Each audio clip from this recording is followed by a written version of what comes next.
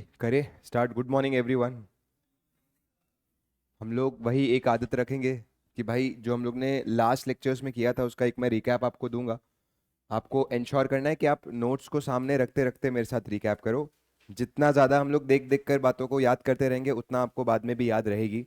Vision memory आपकी रहेगी maintain. Right. हम लोग ने कल स्टार्ट किया था इन डेज 41 दैट इज एग्रीकल्चर, और मैंने आपको बताया था हर टाइप का असेट यहाँ पे इस पूरे इन डेज के अंदर नहीं आता। इसके अंदर मेनली कौन से असेट्स आते हैं? लिविंग प्लांट्स और लिविंग एनिमल्स। बट उसमें मैंने बोला था कि प्लांट्स के अंदर एक ऐसी कैटेगरी है जो आप छोड़ के रखो, और वो कौन हो गए? Bearer plants. अब सर बेरर प्लांट क्या होता है वो मैंने आपको बताया था कि भाई ऐसे प्लांट्स जो अपने आप में ऐसा कोई वैल्यू नहीं रखते, आप उन प्लांट्स को इस तरीके से रखे हुए हो कि उनके ऊपर आपको टाइमली क्या ऑब्टेन होता रहे? Agricultural produce. और ये भी खाली एक बार नहीं, ये आपको 12 महीने से ज्यादा ऑब्टेन होने वाला है। प्लस आप इस पूरे पेड़ को अगर बेचने जाओ तो आपको रद्दी के भाव मिलेंगे, कुछ खास वैल्यू नहीं मिलेगी। तो हम बोलेंगे कि भाई ये कौन सा प्लांट है? बेरर प्लांट है। अब क्योंकि बेरर प्लांट की हम लोग मार्केट वैल्यू फाइंड नहीं कर सकते, और पूरा 41 का बेसिस ही यही है कि आप जितने भी एसेट्स है वो किस पे मेजर करोगे? Fair value less cost to sell. इसलिए बेरर प्लांट को जो है वो 16 के अंदर भेज दिया गया। लेकिन ये ध्यान रखिए, बेरर प्लांट के ऊपर ये जो एग्रीकल्चरल प्रोड्यूस आपको ऑब्टेन हो रहा है, ये एग्रीकल्चरल प्रोड्यूस की जो वैल्यूएशन है वो 41 के अंदर ही होगी। ये ध्यान में रखना। मतलब अगर कोई पेड़ के ऊपर अगर आप फ्रूट्स देखते हो तो वो जो फ्रूट्स है वो किसके अंदर वैल्यू होंगे? 41 के अंदर। बट पेड़ किस में वैल्यू होगा? 16 के अंदर। अगर वो कौन सा पेड़ है? बेरर पेड़ है। और नॉन बेरर पेड़ है तो मतलब 41। ये वाली बात समझ में आती है आपको? उसके बाद अपन ने ये देख लिया था सर कि लिविंग प्लांट और एनिमल के अलावा इसके अंदर जो कवर्ड है इट इज एग्रीकल्चरल प्रोड्यूस। ये दो ऐसी चीजें हैं जो आपके 41 में कवर्ड है, और इनको लोग साफ बोल के रखा है कि भाई इनिशियली अगर आप इसे मेजर करने जा रहे हो तो आपको इसे किस पे मेजर करना है? Fair value less cost to sell. और उसमें आपको कुछ फायदा या नुकसान हो सकता है, एंड वो फायदा या नुकसान आपका कौन सा अकाउंट संभालेगा? Profit and loss account. अपन ने ये भी देख लिया था कि इसको लेकर कोई गवर्नमेंट ग्रांट आपको मिलती है तो वो भी 41 के अंदर आती है, बट उसके पीछे का रीजन या लॉजिक वो सब देखने अपने बाकी है, तो वो बाद में देखेंगे। राइट। अपन ने ये देख लिया था कि सर यहाँ पे आपके ऊपर 41 तभी लगता है कि जब आप कौन सी एक्टिविटी के अंदर इन्वॉल्व हो? एग्रीकल्चरल।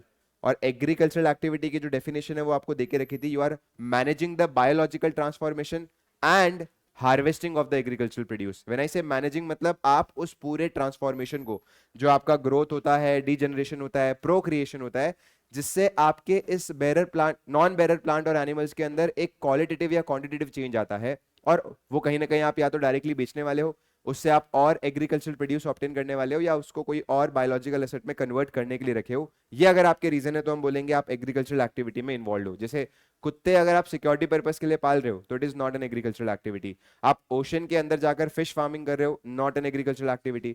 आप अपना खुद का कोई ऐसा पॉन्ड बना के रखे हो और उसके अंदर फिश को फीड कर रहे हो और प्रॉपर्ली उनकी बायोलॉजिकल ट्रांसफॉर्मेशन को मैनेज कर रहे हो, तो हम बोलेंगे you are involve into agricultural activity. कल इतनी बातें अपन ने कर ली थी। राइट। आज थोड़ी सी बातें और सीखकर ज्यादातर अपना फोकस सम्स को सॉल्व करने में रहेगा। कल अपन ने जैसे देख लिया था, fair value less cost to sell जब आप निकालते हो तो ये जो एक ऐसी कॉस्ट है जो कॉस्ट टू सेल के अंदर आपको अलग से लेनी नहीं पड़ती है, फेयर वैल्यू निकालते वक्त ऑलरेडी माइनस हो चुकी है, विच इज ट्रांसपोर्टेशन कॉस्ट। अब ट्रांसपोर्टेशन कॉस्ट क्यों माइनस हो चुकी है उसका थोड़ा सा मैं आपको रीजन यहाँ पे बता रहा हूं, बट मैंने बोला था डिटेल में तो आप कहां पे डिस्कस करोगे? 113 में मैंने आपको बोला था कि भाई फेयर वैल्यू निकालते वक्त आप क्या करते हो? सेलिंग प्राइस लेते हो और उसमें से ट्रांसपोर्टेशन कॉस्ट क्या कर देते हो? माइनस कर देते हो। लेकिन बात अगर आती है ट्रांजेक्शन कॉस्ट की तो वो माइनस करनी रह जाती है, वो आपको अलग से माइनस करनी पड़ती है। एंड व्हेन आई से ट्रांजेक्शन कॉस्ट, मतलब यहाँ पे मैं ब्रोकरेज चार्जेस ये सब की बात कर रहा हूँ। क्यों सर ट्रांसपोर्टेशन कॉस्ट माइनस करते हो? क्यों ट्रांजेक्शन कॉस्ट नहीं माइनस करते हो? देखो, इन डेस 113 हर उस कॉस्ट को माइनस करता है फेयर वैल्यू निकालते वक्त जो उस असेट की यूटिलिटी के अंदर चेंजेस लाता है। आपको समझ में आता है व्हाट इज यूटिलिटी? यूजफुलनेस। तुमको पता है हमने एक यूटिलिटी पढ़ी थी जिसका नाम था प्लेस यूटिलिटी, एक यूटिलिटी पढ़ी थी जिसका नाम था फॉर्म यूटिलिटी, एक यूटिलिटी पढ़ी थी जिसका नाम था time utility.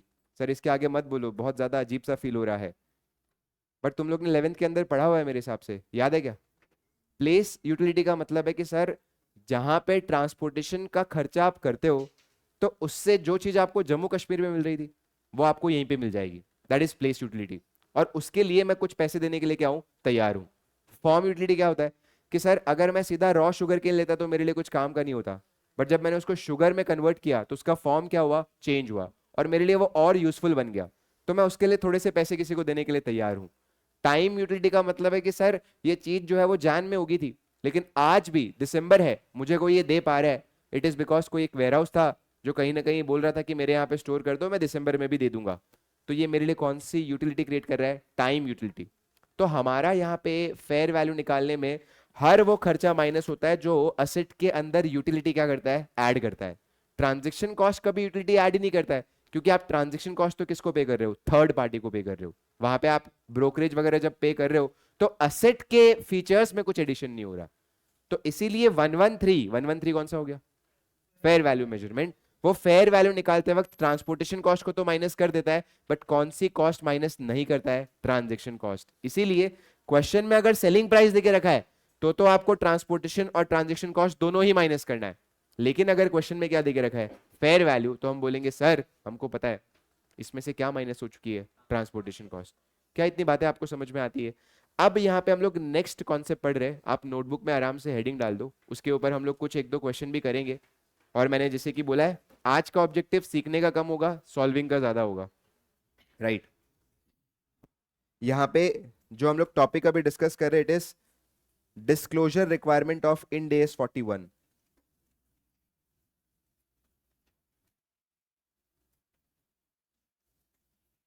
Disclosure requirement of end AS 41,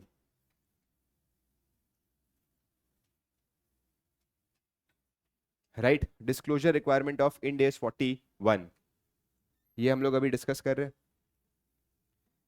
एक सिंपल से एग्जाम्पल के साथ मैं आपको बताता हूं। जैसे 1 अप्रैल था, और 1 अप्रैल को मेरे पास एक गाय थी जिसकी एज थी 1 ईयर। 1 अप्रैल को मेरे पास एक गाय थी जिसकी एज थी 1 ईयर, और उस वक्त इसके जो fair value less cost to sell थी वो थी 50,000 रुपया। वो थी 50,000 रुपया, राइट। उसके बाद यहां से 31 मार्च तक जब मैंने लेट्स से कि कुछ नहीं किया, तो अब रीमेजरमेंट का सवाल आया, क्योंकि मैंने आपको बोला था सब्सिक्वेंटली भी आप किस पे मेजर करोगे, fair value less cost to sell. तो 31 मार्च को जो गाय है, मुझे बताओ क्या अब वो 1 साल की है या 2 साल की हो चुकी है? 2 साल की हो चुकी है। क्या आपको बात समझ में आती है भाई? जैसे हमारी उम्र बढ़ती है वैसे गाय की भी बढ़ती है। ओ सर बहुत बढ़िया बता दिया। अब यहाँ पे हम लोग को ना 31 मार्च को वैल्यूएशन देके रखी हुई है, 1 ईयर ओल्ड काउ की भी वैल्यूएशन दी हुई है, और 2 ईयर ओल्ड काउ की भी वैल्यूएशन दी है, और दोनों में फर्क होगा, ये आम बात है, ये आपको ध्यान में रखना है, राइट। 1 ईयर ओल्ड काउ की आज जो वैल्यू दिख रही है वो है 52,000, और जो 2 ईयर ओल्ड काउ है उसकी वैल्यू कितनी दिख रही है, 55,000। क्या आपको ये बात समझ में आती है? राइट। ये दोनों वैल्यूएशन आपको दी हुई है, कब देके रखी है, 31 मार्च को। अब मेरी बात सुनो, कायदे अनुसार देखा जाए तो कोई पूछेगा कि सर आपके इस असेट में कितना बदलाव आया, तो आप बोलोगे मेरा असेट जो 50,000 का था वो आज कितना हो चुका है, 55,000। ये तो क्लियर है ना? तो मैं बोलूंगा increase in the fair value of asset is 55,000। हम लोग के इस असेट की जो वैल्यू है वो कितने से बड़ी है, 55,000 से बड़ी है। बट यहां पे ये लोग डिस्क्लोजर मांगते हैं कि मुझे ये बताओ आपकी ये वैल्यू कितनी प्राइस चेंज के कारण है और कितनी फिजिकल चेंज के कारण है। इधर अपने को ये पता चल गया कि सर हमारा असेट जो है वो 5,000 से बढ़ रहा है, increase in the value of asset 5,000। But they are asking two things, कि ये जो 5,000 का इंक्रीज आया है, कितना इंक्रीज प्राइस चेंज के कारण आया है और कितना इंक्रीज फिजिकल चेंज के कारण आया है। ये आपको डिस्क्लोज करना पड़ता है एज अ डिस्क्लोजर। सर हम लोग गेन कितना दिखाएंगे, बुक्स में तो गेन 5,000 ही दिखाना है, बट ये 5,000 का अपने को क्या करना है, ऐसा बाइफरकेशन। जरा सोच के बताओ, अगर मैं तुमसे पूछूं प्राइस चेंज के कारण कितना गेन आया है, तो कैसे निकालने का? 2,000। कैसे निकाला आपने? आपने बोल दिया सर अगर ये गाय आज 1 साल की होती तो इन दैट केस 50,000 से आप मैक्सिमम कहां तक पहुंच पाते, 52 तक। तो जो प्राइस चेंज को डेडिकेटेड गेन है वो कितना है, 2,000। क्या आपको ये समझ में आता है? और उसके बाद फिजिकल चेंज को लेकर है 52,000 से लेकर 55,000 तक, कितने का अमाउंट आ रहा है, 3,000 का। तो मतलब 3,000 का फिजिकल चेंज के कारण आया और 2,000 का प्राइस चेंज के कारण। ये बात समझ में आ रही है आपको? ये आपको हर वक्त डिस्क्लोज करनी पड़ेगी, जब जब क्वेश्चन मांग रहे हैं तब तब। आ रही है बात आपको समझ? तो कैसे निकालना है, बहुत सिंपल है। कीपिंग द एज सेम, हमारी वैल्यू क्या थी और क्या आज होती, ये प्राइस चेंज का गेन है। और यहां से आज क्या वैल्यू दिख रही है, ये कौन सा हो गया, फिजिकल चेंज। जैसे 1 ईयर ओल्ड काउ की 1 साल पहले क्या अमाउंट थी? 50। अगर मैं एज को सेम रखूं तो आज अमाउंट कितनी दे रही है? 52। तो ये 2000 तो वैसे भी बढ़ता क्योंकि प्राइस में बदलाव आया है, लेकिन 52 से 55 का जो सफर है वो इसलिए ही तय हुआ है बिकॉज उसकी एज क्या हुई है? इंक्रीज हुई है। तो ये 3000 किसको डेडिकेटेड है? फिजिकल को। और ये किसको डेडिकेटेड है? प्राइस को।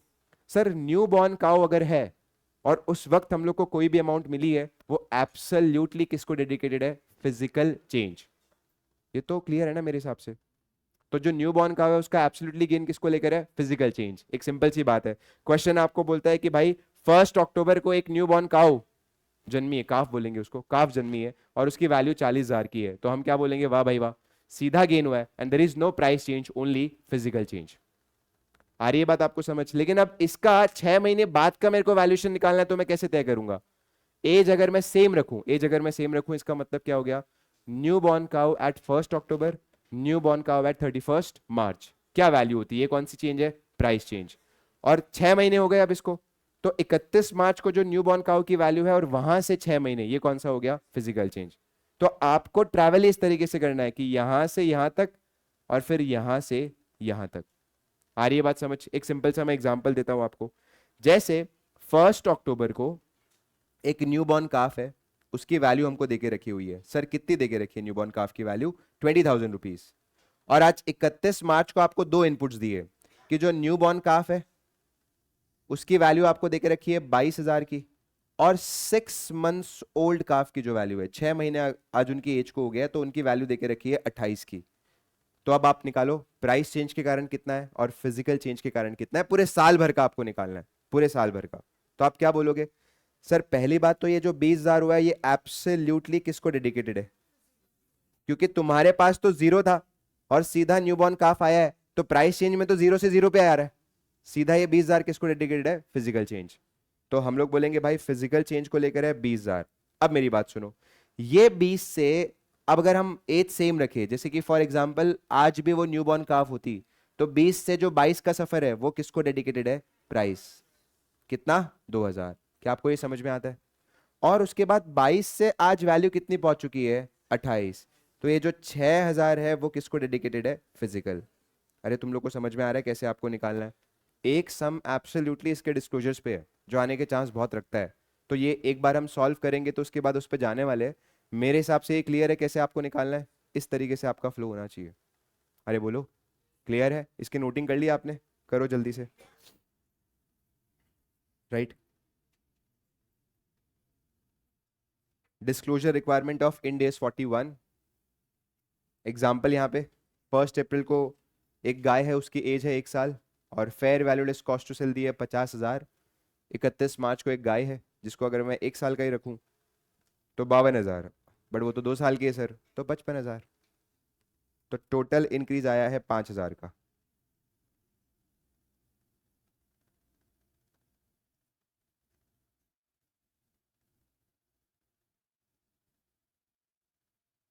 Total increase is 5,000। आपको यहाँ पे डिस्क्लोज करना है increase due to price change.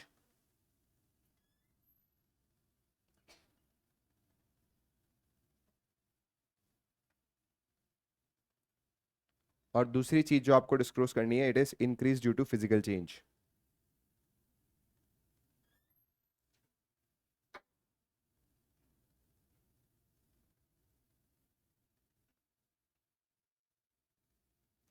Increase due to price change and increase due to physical change, right?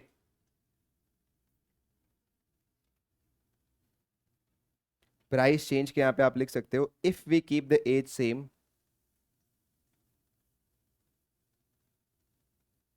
If we keep age same, कितना इंक्रीज हुआ?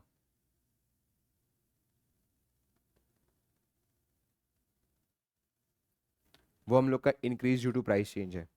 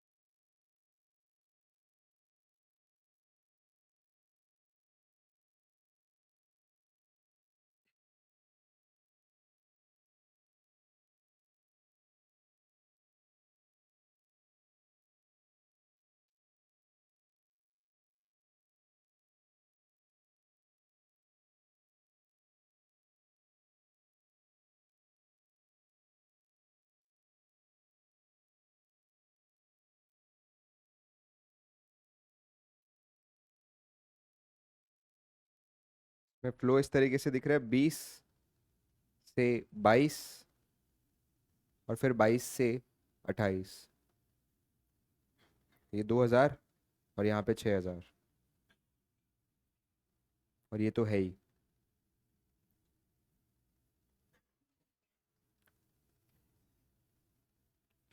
भाई ये दोनों एग्जाम्पल आपने नोट कर लिए?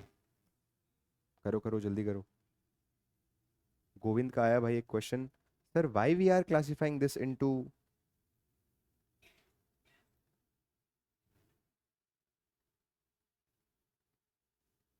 ठीक है ध्रुव देखते हैं अपने।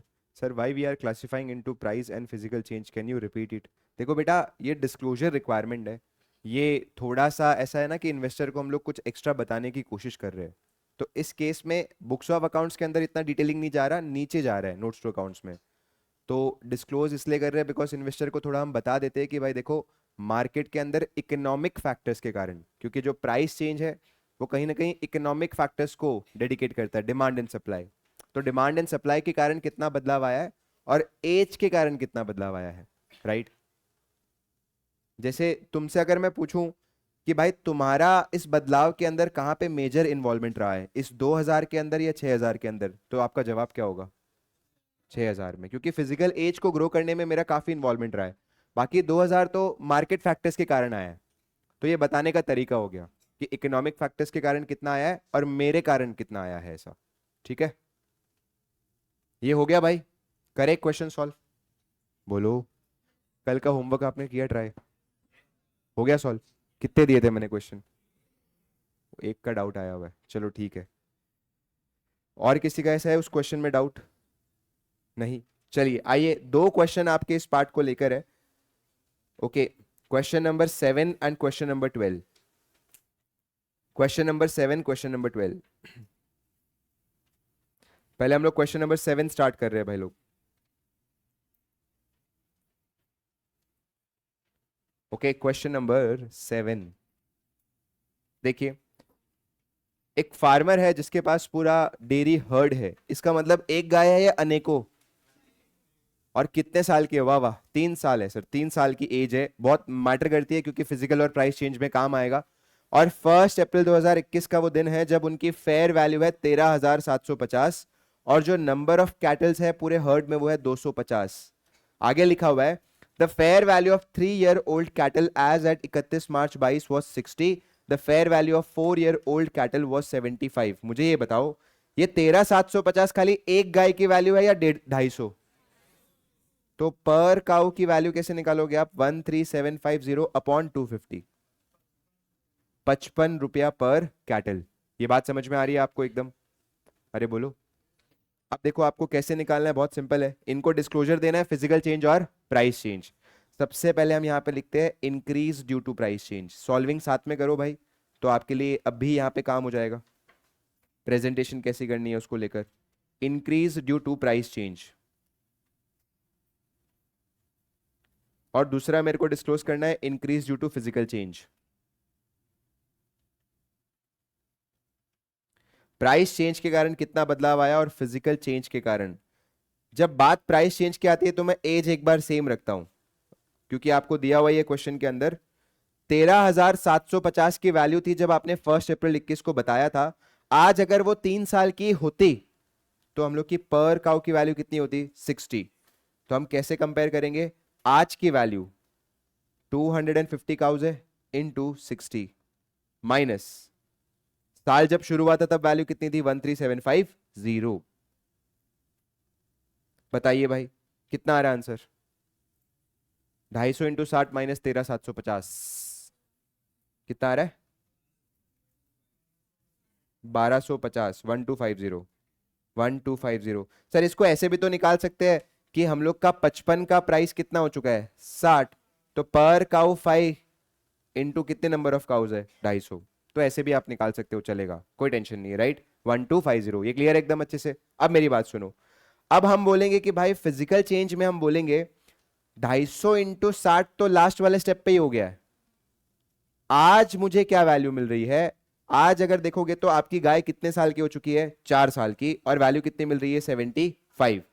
तो आज आपको वैल्यू मिल रही है 250 इंटू 75 और 250 इंटू 60 तो आप कर चुके हो पिछले वाले स्टेप में। तो यहाँ पे बताइए कितना इंक्रीज आ रहा है? 3750। और इसको ऐसे भी निकाल सकते हो कि सर 60 से 75 का जो सफर है वो फिजिकल चेंज का है, मतलब 15 रुपया पर काउ इंटू 250, इट इज 3750। और टोटल चेंज कितना आ रहा है एक बार ये बता दो, टोटल चेंज कितना आ रहा है? 5000। क्या आपको ये वाली बात क्लियर है? इतना आप करो और इसके आगे आप लिख देना MCQ.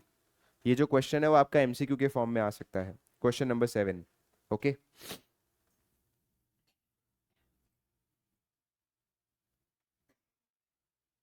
Price plus physical, right, MCQ के फॉर्म में आ सकता है 5000।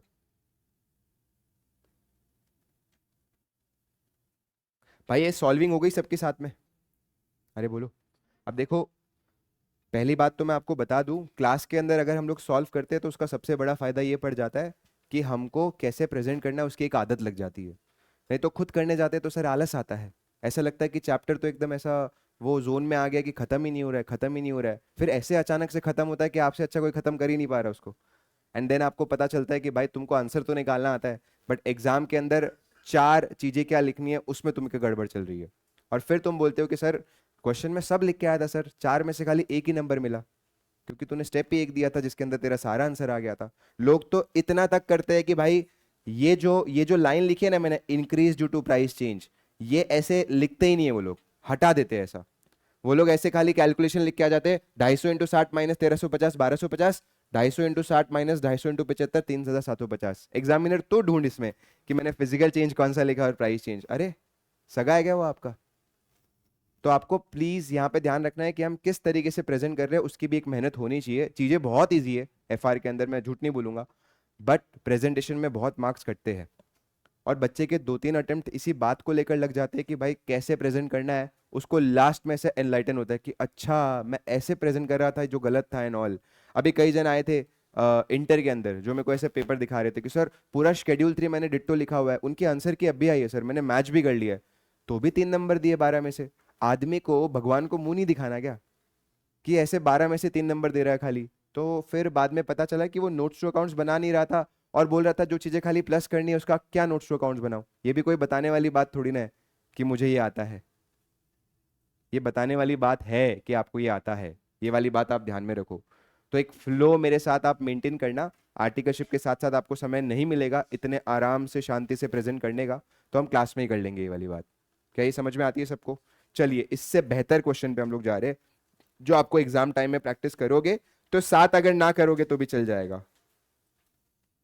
क्वेश्चन नंबर 7 अगर आप एग्जाम टाइम में नहीं करोगे तो भी चल जाएगा, बट 12 को छोड़ के जाओगे तो पाप लगेगा। तो इसे आप इंपॉर्टेंट टिक कर लीजिए भाई। अगर आप देखोगे तो ये सिर्फ एक बात नहीं कर रहा, इसमें ढेरों बातें हो रही है। आराम आराम से हम अप्रोच करेंगे भाई। देखो क्या लिखा है, a herd of 15 4-year old cows valued at 500,000 पर काउ। यहाँ पे पर काउ दी है मतलब एक गाय की वैल्यू है ये। कितनी गाय है हमारे पास? 15। और उसकी एज कितनी है? 4 साल। लिखा हुआ है कि were held in M dairy farm as at 1 April 2021, the following transaction took place on 1 October। 1 October को क्या हुआ? एक गाय जिसकी एज कितनी थी? 4.5 साल, वो हम लोग ने खरीदी है फॉर 520,000।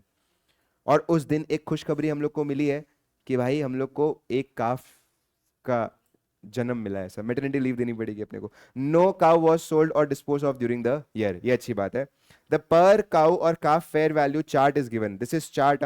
ये इतनी सारी वैल्यू का सर हम लोग क्या करेंगे, शांति से आपको सोचना है, बट ये चार्ट आपको देके रखा हुआ है। हर दिन का क्या फेयर वैल्यू है, हर दिन का क्या चेंज है, उस सब आपको दिया हुआ है। और क्वेश्चन आपको क्या बोलता है, calculate the changes in the fair value less cost to sell showing कितना फिजिकल चेंज को चेंज डेडिकेटेड है और कितना प्राइस को, जो हम लोग करते आ रहे थे अभी। फिर वो बोलता है calculate the carrying cost of herd as at 31 March 2022। कुल मिलाकर ये क्या बोलता है, सर आज बैलेंस शीट में क्या अमाउंट दिख रही है वो बता दो। एंड आपको एक अकाउंट बनाने बोल रहे हैं और उस अकाउंट का नाम क्या है? लाइफ स्टॉक अकाउंट, मतलब गाय का अकाउंट। अरे इतना समझ में आता है आपको? एक एक गाय को लेकर अपने को आराम आराम से हैंडल करना है भाई। तो अपने एक काम करते हैं, दो ऐसे हेडिंग बना लेते हैं। क्वेश्चन नंबर 14 आप लिखो यहाँ पे, सॉरी 12। क्वेश्चन नंबर 12 ए पार्ट यहां पे आप लिखिए सबसे पहले, right. Increase in the price change को लेकर कितनी अमाउंट है? Increase in the price change, थोड़ा सा गैप हम लोग छोड़ेंगे और यहां पे बी पार्ट लिखेंगे increase in the physical change. एक अपन ने लिख दिया increase in the price change और दूसरा अपन लिख रहे हैं increase in the physical change. Okay, increase in the price change and increase in the physical change. पहले ना मैं गाय की कैटेगरीज लिख देता हूं, है कितनी अपने पास। देखो, शुरुआत में अपने पास 15 गाय थी जिनकी उम्र कितनी थी? 4 साल। तो ये 4 साल वाली अब कितनी हो चुकी है? 4.5 नहीं हुई है, 31 मार्च को आ गए ना हम, 5 साल। ऐसे क्या, आधा तू 12 महीने स्पेंड किए, बट तू आधा महीने आधा साल ही बड़ी है, ऐसा नहीं चलेगा। 4 से 5 हुई है। यहाँ पे जो है वो कितनी गाय है? 15। साल के बीच में कितनी आई है? एक। और उसकी उम्र कितनी है? 4.5। और 4.5 से उसने कितना सफर तय कर लिया? 5 का। और एक और है जो क्या है, न्यूबॉर्न है। उसकी एज कितनी थी 1 अक्टूबर को? 0। और वहां से उसने कितना सफर तय कर लिया? 0.5। मुबारक हो, बछड़ा बड़ा हो गया। ठीक है, बढ़िया। प्राइस चेंज लिख दिया अपन ने, फिजिकल चेंज लिख दिया। आराम से हम जाते हैं, सबसे पहले इसको हैंडल करते हैं, ये वाली कैटेगरी को, 4 से 5 वाले की। देखो, यहां पे हम लोग लिखते हैं, यहां पे price change increase in the price of 4 year old cows।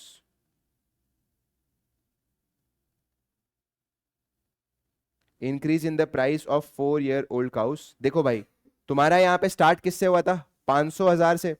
आज अगर मैं 4 साल वाली गाय की उम्र सेम ही रखता हूं, तो इन दैट केस 31 मार्च को वो 4 साल वाली गाय की वैल्यू कितनी हो गई है? 516। तो इसका देखो जर्नी किस तरीके से है। शुरुआत इन्होंने 500 से की थी, अगर एज सेम भी रखते तो 516 होता, लेकिन इन्होंने थोड़ा सा एज को ग्रो भी किया हुआ है, और अब कितनी हो चुकी है वो? 5 साल।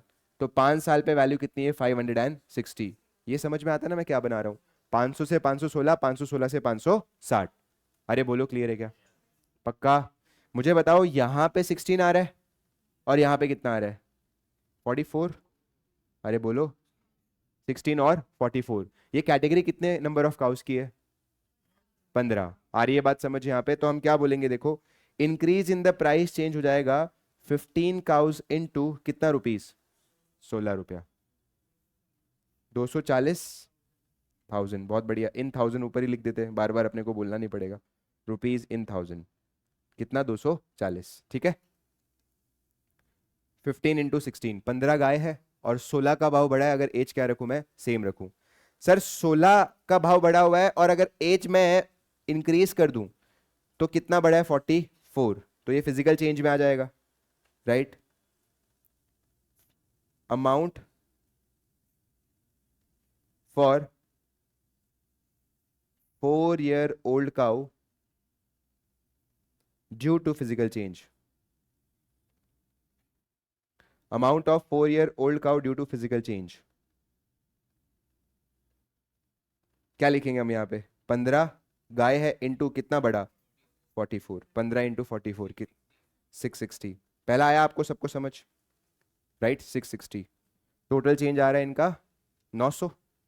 यस, ठीक है। चलिए, ऐसे ही हम लोग यहाँ पे क्या करते हैं, 4.5 वाले का चार्ट बना लेते हैं। 4.5 वाली आप लोग ने खरीदी कितने में? 520 में। मुझे बताओ, जब खरीदा है तो वो सीधा गेन हुआ है क्या? खरीदा है तो अपन ने क्या दिया रहेगा रे? पैसा। तो गेन थोड़ी ना है। आ रही है बात आपको समझ? अगर मैं इस 4.5 साल की गाय का एज सेम रखूं 31 मार्च को भी, तो 4.5 साल की गाय की वैल्यू कितनी आ रही है? 540। If keeping the age same, तो ये 520 से कितना हो गई है? 540। बट सर ऐसा नहीं हुआ है ना, बढ़ तो गई है ना। आज ये 4.5 साल वाली जो गाय है वो कितनी हो गई है? 5 साल।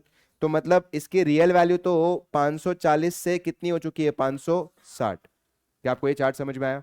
520 पे खरीदा, वहां से 540, और 540 से 560। कितना आया ड्यू टू प्राइस चेंज? 20 आया ड्यू टू प्राइस चेंज। और कितना आया ड्यू टू फिजिकल चेंज? 20। क्या बहुत सारी गाय थी या खाली एक ही गाय थी? सीधा आप लिख सकते हो, सीधा आप लिख सकते हो। आ रही है बात आपको समझ? चलिए, increase in the price of 4.5-year-old purchased cow.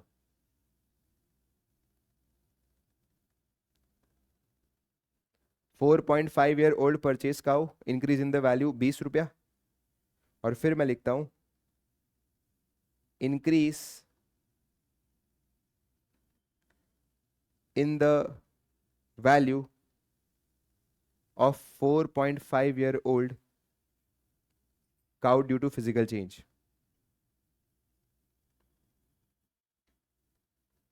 Physical change कितना है भाई? यहाँ पे भी 20, राइट? यहाँ पे भी 20 है और ऊपर भी कितना है? 20। चलिए न्यू बॉर्न के लिए आप निकाल के बताओ भाई, न्यू बॉर्न का फिजिकल चेंज कितना होगा और न्यू बॉर्न का प्राइस चेंज कितना होगा? ऐसा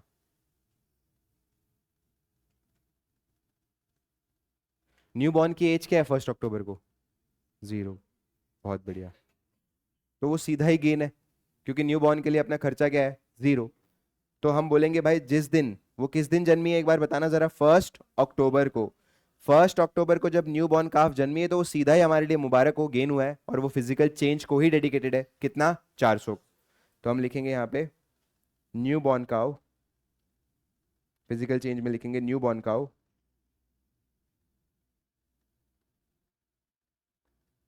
सीधा फिजिकल चेंज का गेन है 400। अब मैं वो चार्ट बना सकता हूं, राइट? ये चार्ट हम लोग बनाएंगे जहां पे हम क्या लिखेंगे? 400। एक तो ये गेन है अपने आप में। अगर मैं ये न्यू बॉर्न की एज सेम रखता हूं 31 मार्च को भी, 31 मार्च 31 मार्च 31 मार्च, न्यू बॉर्न ये रहा 410, तो इसकी वैल्यू 410 आए। लेकिन सर ये तो कितने महीने की हो गई है? 6 महीने की, और 6 महीने पे वैल्यू कितनी आ रही है? 440। तो ये 10 रुपए का गेन है फिजिकल, नहीं प्राइस चेंज वाला, और फिजिकल चेंज को कितना है? 30। आ रही है बात समझ यहाँ पे? बोलो। न्यू बॉर्न का अगर मैं एज क्या रखूँ सेम, तो वो 400 से कितना हो गया? 410। बट ये तो कितना बढ़ गई है? 0.5 मंथ्स, तो 410 से कितना होगा? 440। ये क्लियर एकदम अच्छे से? चलिए बताइए, यहाँ पे हम लिखेंगे न्यू बॉर्न काफ को लेकर फिजिकल चेंज।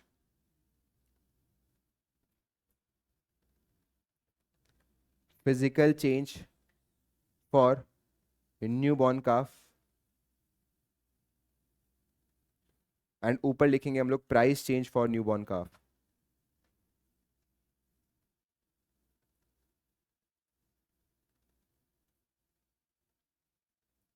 कितना कितना है भाई लोग?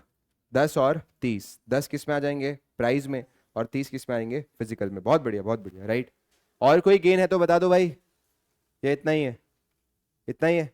चलिए बताइए, प्राइस को लेकर टोटल कितना हुआ है? 270। और फिजिकल को लेकर 4, कितना आ रहा है? 1100, 1110, 1110, ठीक है ना? 1110 टोटल। टोटल चेंज भी हम लोग यहाँ पे साइड में लिख देते हैं, टोटल चेंज 1380, 13,80,000 टोटल चेंज है, 1380। ठीक है, डन। बस ये डिस्क्लोजर है भाई, 6 नंबर का एक्सपेक्टेड क्वेश्चन है, अभी तक आया भी नहीं है, आने के चांस पूरे रखता है, राइट? चलिए देखते हैं मैसेज में क्या आया हुआ है। सर एक बार न्यू बॉर्न काफ का वापस बता दो। ठीक है भाई, न्यू बॉर्न काफ का देख लो भाई, और आप बाजू में इस तरीके से बना लेना तो आपके लिए और इजी पड़ेगा, कल जाके रेफर करना। देखिए न्यू बॉर्न काफ जब जन्मी थी तब 400 का गेन हुआ था। ये तो हम लोग का ऐसा है कि बैठा बिठाया गेन है, because you have not paid any amount for it. तो इसीलिए 400 का जब गेन हुआ वो सीधा ही क्या गेन हुआ है? फिजिकल। तो अपन ने सीधा न्यू बॉर्न को लेकर 400 का गेन फिजिकल में डाला है। ओके, अब अगर मैं इस न्यू बॉर्न की एज सेम रखूं 31 मार्च तक, तो 400 से ये कितना हो गई है? 410। मैंने बोला था एज सेम रखकर भी अगर वैल्यू बढ़ रही है तो ये किसको बिलोंग करती है? प्राइस चेंज को। कितना है प्राइस चेंज को लेकर? 10 रुपया। लेकिन सर इसकी एज तो जो है वो न्यू बॉर्न वाली नहीं है ना, ये तो 0.5 तक पहुंच गई है, तो 410 से ये किसका सफर तय कर चुकी है? 440 का। तो वो जो 30 है वो किसको लेकर है? Physical change. ये आया समझ? ये बाजू में आपने बनाया है क्या ऐसा? साथ साथ बना रहे हो ना इसको भी? कोई पॉइंट को लेकर कंफ्यूजन है तो पूछो, बोलो बेटा।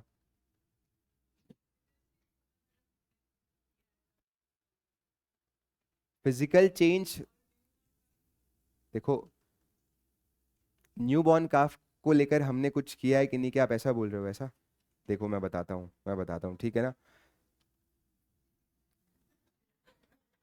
गाय की देखभाल करना इंपॉर्टेंट है ऐसा मानते हो आप, या खाली मतलब मैं क्या बोलूँ अभी इसमें? अपना इन्वॉल्वमेंट है ना बेटा, ख्याल रखना है, ख्याल रखना अपना इन्वॉल्वमेंट है। हाँ, 400 वाले गेंद से पहले अपन ने पूरा ख्याल रखा है बेटा, जिस गाय से ये काफ निकल के आया उस गाय का।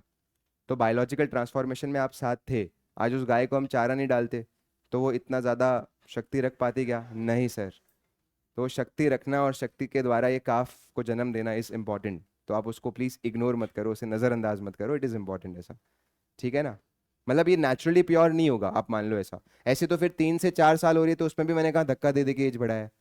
मुद्दा इसकी जब ये 3 से 4 की हुई तो उसके टाइम पे मैंने क्या किया है, काफ़ी फीडिंग दी है, और उसके बाद कहीं ना कहीं उसका ख्याल रखा है, तब जाके वो कितना हुआ है, 4। तो उसमें सारी इन्वॉल्वमेंट आपकी काउंट होती है, और ये मैंने रीजनिंग दी थी कि भाई उनका डिस्क्लोज करने का पर्पज ये है। बाकी तो हर गेन मैं अपने नाम पे चढ़ा ही रहा हूं, बट खाली मैं बता रहा हूं इन्वेस्टर्स को कि देखो ये तो इकोनॉमिक चेंजेस के कारण है और ये फिजिकल चेंजेस के कारण है। तो हम लोग का ऐसा बिल्कुल भी नहीं है यहाँ पे परसेप्शन कि मैं फिजिकल वालों को ही रिकॉर्ड करूं। रिकॉर्ड तो हम क्या कर रहे हैं, प्राइस वाला भी कर रहे हैं और फिजिकल वाला भी कर रहे हैं। बताने की बात है कि देखो इकोनॉमिकली हम लोग ने ये फायदा कमाया है और बायोलॉजिकली अपन ने ये फायदा कमाया है। आई बात समझ? तो हमारी इन्वॉल्वमेंट को थोड़ा मैं चेंज कर देता हूँ और बेटर कर देता हूँ। अगर नेचुरल इन्वॉल्वमेंट के कारण चेंजेस हुआ है तो वो किस में डालते हैं, अपने फिजिकल में, और इकोनॉमिक फैक्टर्स के कारण हुआ है तो प्राइस में। ये समझ में आई बात? तो वो 400 जब हुआ तो वो प्योरली क्या हो गया, इकोनॉमिक फैक्टर्स है क्या? नहीं, कौन से फैक्टर्स है, फिजिकल। तो इसलिए अपन ने किस में दिखाया, फिजिकल चेंज में। 400 से 410 इकोनॉमिक, 410 से 440 फिजिकल। ये आया सबको समझ? कोई और डाउट, कोई और समस्या? ये 2 क्वेश्चन सबको क्लियर है? अरे बोलो हाँ बेटा। हाँ, सोल्यूशन दिखाता हूँ बेटा, ये ले। अब इसके अंदर अपने को क्लोजिंग वैल्यू निकालनी है यहाँ पे, राइट? चलो निकालते हैं क्लोजिंग वैल्यू भाई। पहले ये एक बार देख लो आपकी नोटिंग हो चुकी है क्या? बाकी तुम ट्राई करो ना, तुम्हारे लिए तो क्या मुश्किल है क्लोजिंग वैल्यू निकालना। कई तरीके हैं जिससे निकाली जा सकती है। सबसे बेस्ट क्या हो गया, जितने भी गाय 31 मार्च को आपकी जो भी उम्र लेकर आ रही है सबको बुलाओ, 31 मार्च की वैल्यू है उससे क्या कर दो, मल्टीप्लाई कर दो। यही बात है ना? चलिए निकालते हैं क्लोजिंग वैल्यू, एक बार आप भी निकालो। हनी हो गया लिख के?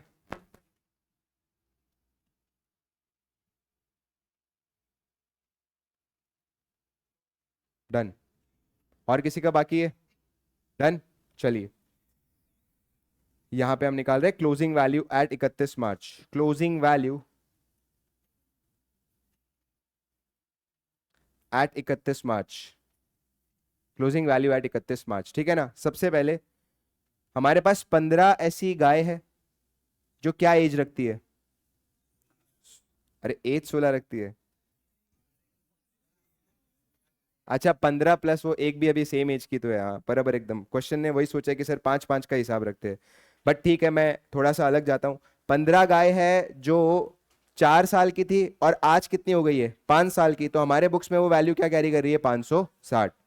तो ये 15 को लेकर वैल्यू है 560, प्लस जो एक गाय है जो अपन ने खरीदी है, वो भी खरीदी तो आपने 4.5 की थी, लेकिन आज कितने साल की हो गई है, 5 साल की। तो इसलिए उसकी वैल्यू भी कितनी है, 560। ये आपको बात समझ में आती है? जो न्यू बॉर्न काऊ है वो भी एक ही है अपने पास, बट सर वो 4.5 की नहीं है, वो 1 अक्टूबर को 0 की थी, अब आधे साल की है। सही बात है, आधे साल की है। ये रहा आधा साल, कितना है, 440। तो बोलिए क्या क्या अमाउंट है, 560 into 15 plus 560 into 1 plus 440 into 1। ऊपर वाली वैल्यू कितनी है बेटा, 8400। टोटल 9400। ये बात क्लियर है एकदम अच्छे से, 9400।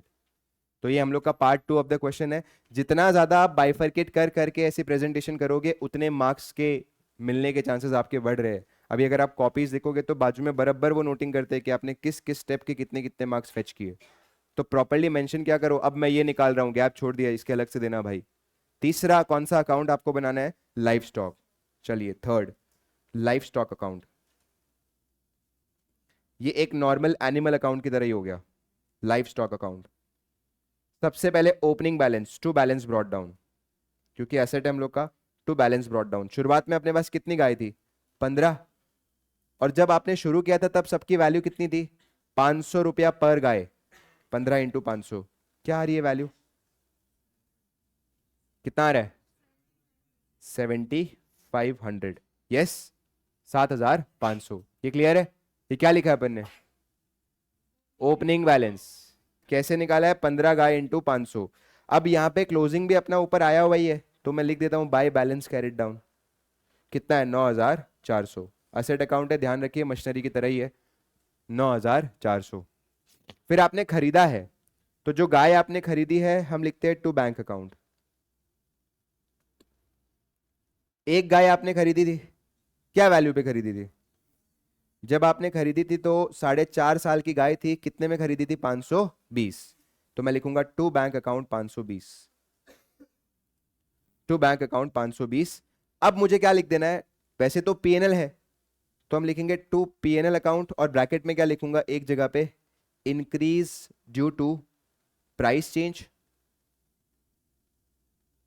और दूसरा आपने क्या लिखेंगे भाई? Increase due to physical change. ऊपर आपने निकाला हुआ ही है to PNL increase due to price change, और फिर मैं लिखूंगा increase due to physical change. बताइए क्या क्या अमाउंट है? प्राइस चेंज के कारण हम लोग की अमाउंट थी 270, और फिजिकल चेंज में कितना है? 1110। तो हम यहाँ पे आराम से लिखेंगे 270 और 1110। हो रहा है टोटल मैच? यस। सर ये सीधा एक साथ भी तो लिख सकते थे। देखो लिख सकते थे, बट इनकी प्रेजेंटेशन वैसी है, और जितना इनके जैसा रहोगे उतना आपको नंबर मिलेंगे भाई, तो इसलिए उनके साथ साथ अपने बस रहने की कोशिश कर रहे हैं। हो रहा है क्या मैच? हो गया, हो गया। न्यूबॉर्न काफ आपका फिजिकल चेंज के अंदर काउंट हो गया ना बेटा? फिजिकल में तूने सीधा उसको ले ही लिया था ना, जब वो जन्मी थी तब, तो वो वैल्यू काउंट हो गई है उसकी, अलग से नहीं लेनी है। राइट? परचेज काउ की वैल्यू बस काउंट नहीं हुई थी बिकॉज वो पेमेंट हुई है, तो वो अलग से एंट्री पास होगी टू बैंक। बाकी प्राइस और फिजिकल के जितने भी चेंजेस है वो आ चुके हैं। टैलिड है ना? 9400 और 9400। डन। ये क्वेश्चन मेरे हिसाब से आपको क्लियर होना चाहिए। लिख दो यहां पे exam time practice question. Exam time practice question है, इसको प्रॉपरली हम लोग सॉल्व करेंगे। भले ही एक बार तुम लोग ने मेरे साथ क्लास में किया हुआ है, मैंने आपको बोला भी था कुछ कुछ क्वेश्चन की मैं मार्किंग कराता रहूंगा जो आपको सॉल्व करनी है। This is one of the question. Right?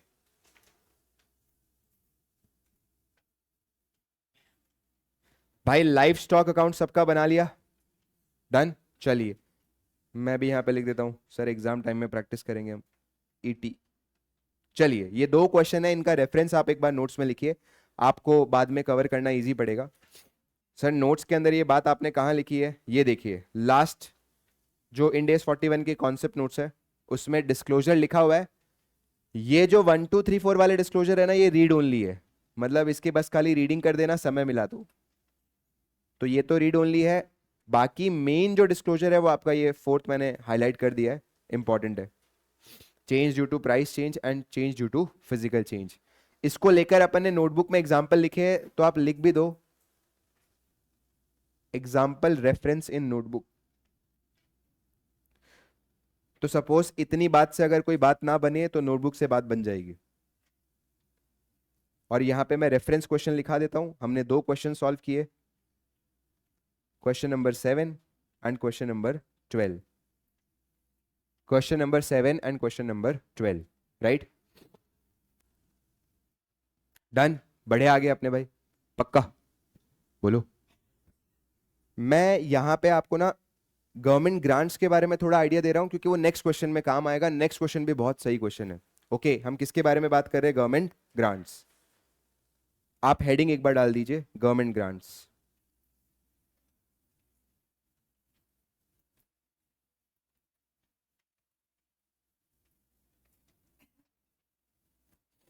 तुम लोग को थोड़ा सा गवर्नमेंट ग्रांट्स के बारे में मैं ऐसे याद दिलाना चाहूंगा जो आपने पढ़ा हुआ है। कौन सा अकाउंटिंग स्टैंडर्ड था रे? 12। थोड़ा सा ज्यादा नहीं। राइट? मैंने आपको बोला था गवर्नमेंट ग्रांट अगर आपको कोई मिलती है एक नॉर्मल असेट को लेकर, नॉर्मल असेट का मतलब है non biological asset, normal asset को लेकर मिलती है, तो आप उसकी जो ट्रीटमेंट है वो करते हो इंड एस 20 के अंदर। यहां पे आप लिख दो नॉर्मल असेट को लेकर अगर आपको कोई गवर्नमेंट ग्रांट मिली है तो उसकी ट्रीटमेंट कहां पे करोगे? इंड एस 20 में। लेकिन अगर आपको कोई गवर्नमेंट ग्रांट मिली है किसको लेकर, बायोलॉजिकल एसेट को लेकर, तो बायोलॉजिकल एसेट को लेकर अगर कुछ मिला हुआ है तो आपकी ट्रीटमेंट होगी इंड एस 41 के अंदर। इसलिए वहां पे कल एक लाइन लिखी थी कि Ind AS 41 is applicable to government grant related to कौन से एसेट, बायोलॉजिकल एसेट। क्यों ऐसा, बहुत सही रीजन है, समझो आप आराम से। मैं चाहता हूं भाई देखो क्या ट्रीटमेंट हो, उससे ज्यादा हम ये समझे वो ट्रीटमेंट क्यों हो रही है। तो जब तक मेरे को 20 के बारे में नहीं पता होगा ना, तब तक 41 ने क्यों पिक्चर में अपने आप में ऐसा लाया वो क्लैरिफिकेशन होगा ही नहीं अपने को। तो 20 की बात क्या है वो सुनो आराम से। जो इंड एस 20 है ना वो ठीक बात करता है किसकी तरह पता है, एएस 12 की तरह। तो इसलिए आपको कनेक्ट भी हाथों हाथ हो जाएगा अगर पढ़ा है तो। कोई है जिसने एएस 12 भी छोड़ दिया था?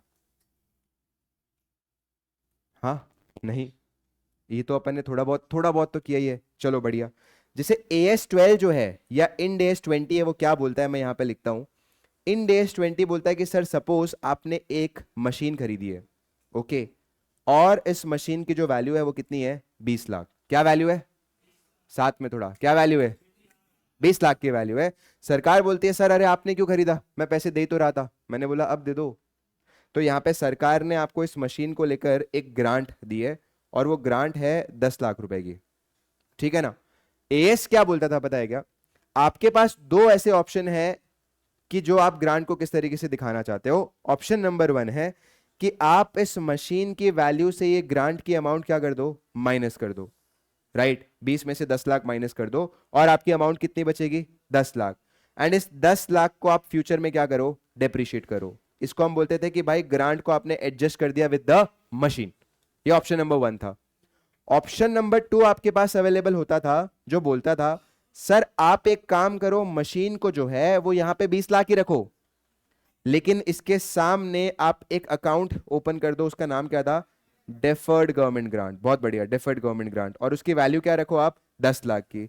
मैंने बोला लेकिन यार ये तो इनकम है, तो लाइबिलिटी क्यों दिखा रहा है। बोला सर रुको, आप ना मशीन को जैसे जैसे क्या करोगे, डेप्रिशिएट, आप सर उसी रेशो में हमारे इस डेफर्ड ग्रांट को कहां पे लेके जाओ, पीएनएल में। याद है आपको, पक्का। अब बायोलॉजिकल एसेट में ये वाली गाइडेंस एप्लीकेबल ही नहीं हो सकती है। क्यों पता है, बायोलॉजिकल एसेट पहली बात तो डेप्रिशिएट ही नहीं होता है। बहुत बढ़िया, क्योंकि बायोलॉजिकल एसेट के ऊपर तो एक श्राप है, हमेशा वो किस पे मेजर होगा, fair value less cost to sell. तो दूसरा ट्रीटमेंट तो इनवैलिड ही हो गया सर। पहले में भी अगर आप बायोलॉजिकल एसेट की वैल्यू से कुछ माइनस करने जाओगे तो बोलेगा सर मेरे को वापस मेरी वैल्यू पे जाना है, क्योंकि मेरे को तो क्या बोल के रखा है, ऑलवेज आप किस पे मेजर होगे, fair value less cost to sell. तो उसका जिस तरीके से मेजरमेंट हो रहा है उसमें ये गाइडेंस एप्लीकेबल ही नहीं हो सकती है। तो 20 को कुछ अलग लिखना पड़े और लोगों को कंफ्यूजन हो, तो इससे अच्छा 41 ने क्या बोला, मेरे कारण ऐसा हो रहा है ना, मेरे पास भेज दे, मैं देख लूंगा ऐसा। तो you can not adjust with the cost of the asset because you are not recording the cost of the asset. हम असेट को किस पे रिकॉर्ड कर रहे हैं, fair value less cost to sell. तो तुम माइनस करोगे उसके साथ, ट्रीटमेंट नंबर 1 क्या बोलती है, माइनस करो, माइनस करोगे तो भी वो अपनी किसकी वैल्यू पे आ जाएगा, fair value less cost to sell. आ रही है बात समझ। मान लो ये बायोलॉजिकल एसेट होता, आपने 20 लाख का खरीदा होता, तुम गए माइनस किया, वो फिर से किस पे आ गया, 20 लाख पे। और दूसरा वाला तो हो ही नहीं सकता क्योंकि आप कभी भी अपने बायोलॉजिकल एसेट को डिप्रिशिएट करते ही नहीं हो। तो हम लोग को ये देखना है कि sir what is the treatment, why it is not covered under end S 20। ये वाली बात क्लियर है सबको, अरे बोलो।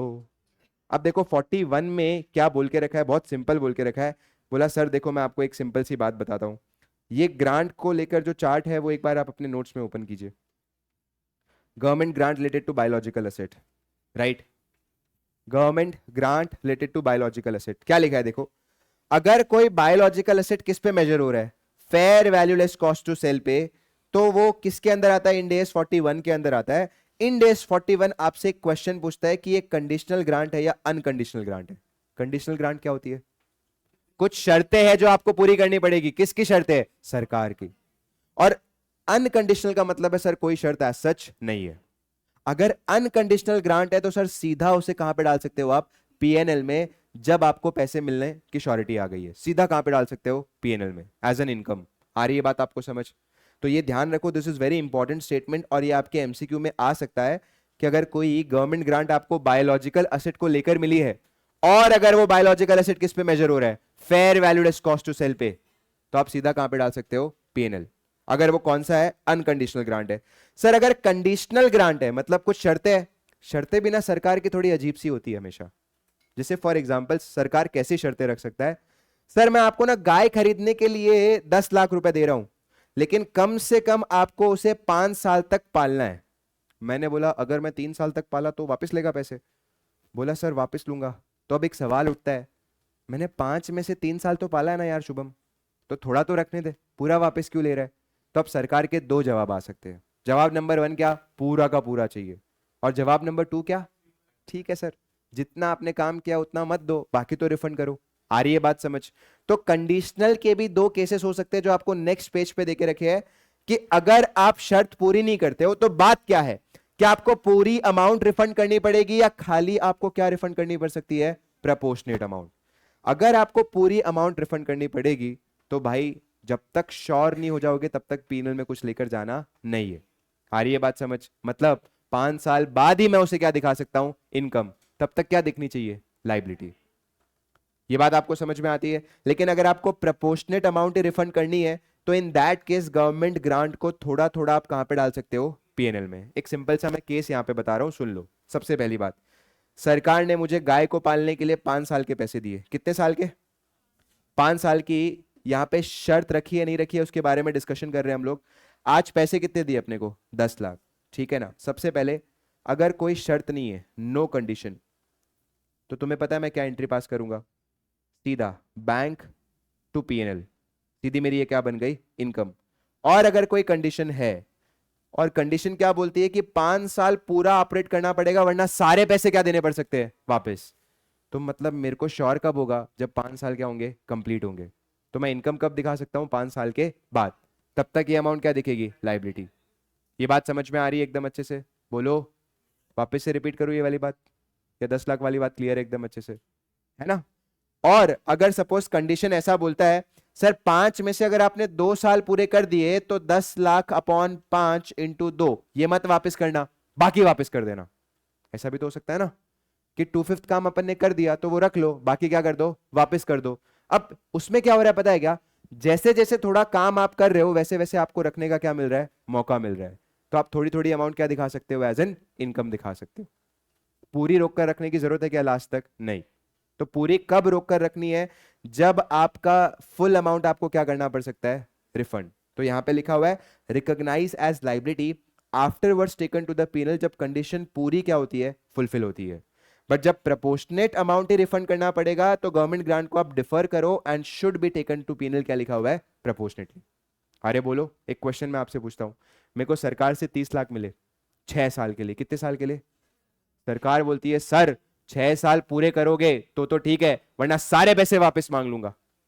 क्या मैं पहले साल कुछ इनकम दिखा सकता हूं? तो पहले साल 30 लाख क्या दिख रही है, लाइबिलिटी। चौथे साल कुछ दिखा दूं? छठवें साल जब पूरे होंगे तो ही आप क्या दिखाओगे, इनकम। बाकी पूरे 6 साल क्या दिखेगी, लाइबिलिटी।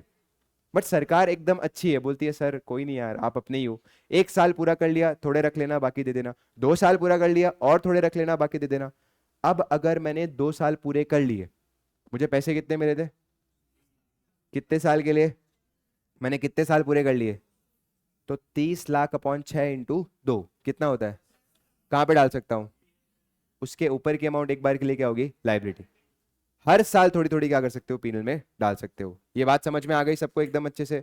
हमारे लिए ना ये केस एकदम इंपॉर्टेंट है कि अनकंडीशनल ग्रांट अगर है तो सीधा पूरा अमाउंट कहां पे डाल सकते हो आप, पीनल में। वो दिखेगा आपको क्वेश्चन के अंदर। Government grant related to biological asset का अलग से कोई क्वेश्चन नहीं है, बट एक क्वेश्चन के अंदर इसका रेफरेंस है, तो ये रेफरेंस अपने लिए इंपॉर्टेंट है। एक बात तुम बताओ, अगर तुम्हारा दिमाग चलता है तो, मैंने यहां पे लिखा हुआ है कि government grant related to biological asset, अगर बायोलॉजिकल एसेट कॉस्ट पे मेजर हो रहा है तो वो 20 के पास ही जाएगा। क्या कोई बायोलॉजिकल एसेट कॉस्ट पे मेजर होता है क्या? बेरर प्लांट, बेरर प्लांट मैंने बोला था। बायोलॉजिकल एसेट में क्या आ सकता है, लिविंग एनिमल और लिविंग प्लांट। लिविंग प्लांट में दो कैटेगरी है, बेरर और बेरर ने 41 में जब शरण मांगी तो 41 ने उसको निकाल दिया। तो मतलब बेरर अब किस पे मेजर हो रहा होगा बेचारा, कॉस्ट पे। तो ये जो बात लिखी हुई है ये किसको लेकर लिखी हुई है, फॉर द बेरर प्लांट। ये बात किसको लेकर लिखी है, for the bearer plant. It is an asset, but किस पे मेजर हो रहा है, कॉस्ट पे। क्या इतना समझ में आता है सबको, परफेक्ट एकदम, कोई समस्या अभी तक? एक भारी क्वेश्चन करने जा रहे हैं और मजा आएगा सॉल्व करके। दो ऐसे हम लोग क्वेश्चन करेंगे और उसके बाद हम लोग एक और अच्छा क्वेश्चन करेंगे इफ टाइम परमिट्स, बट ये दो आराम से अपने को शांति से करना है विद प्रेजेंटेशन, राइट। हमने ये पढ़ लिया government grant related to biological asset. मैं लॉजिक ना थोड़ा बहुत आपको लिखा दूंगा बाद में, अभी नहीं, कि क्यों हम लोग 20 में मेजर ना करके कहां पे मेजर करते हैं 41 में। अभी हम लोग क्वेश्चन पे ध्यान देते हैं। सर क्वेश्चन नंबर बताइए आप बस, आइए आइए।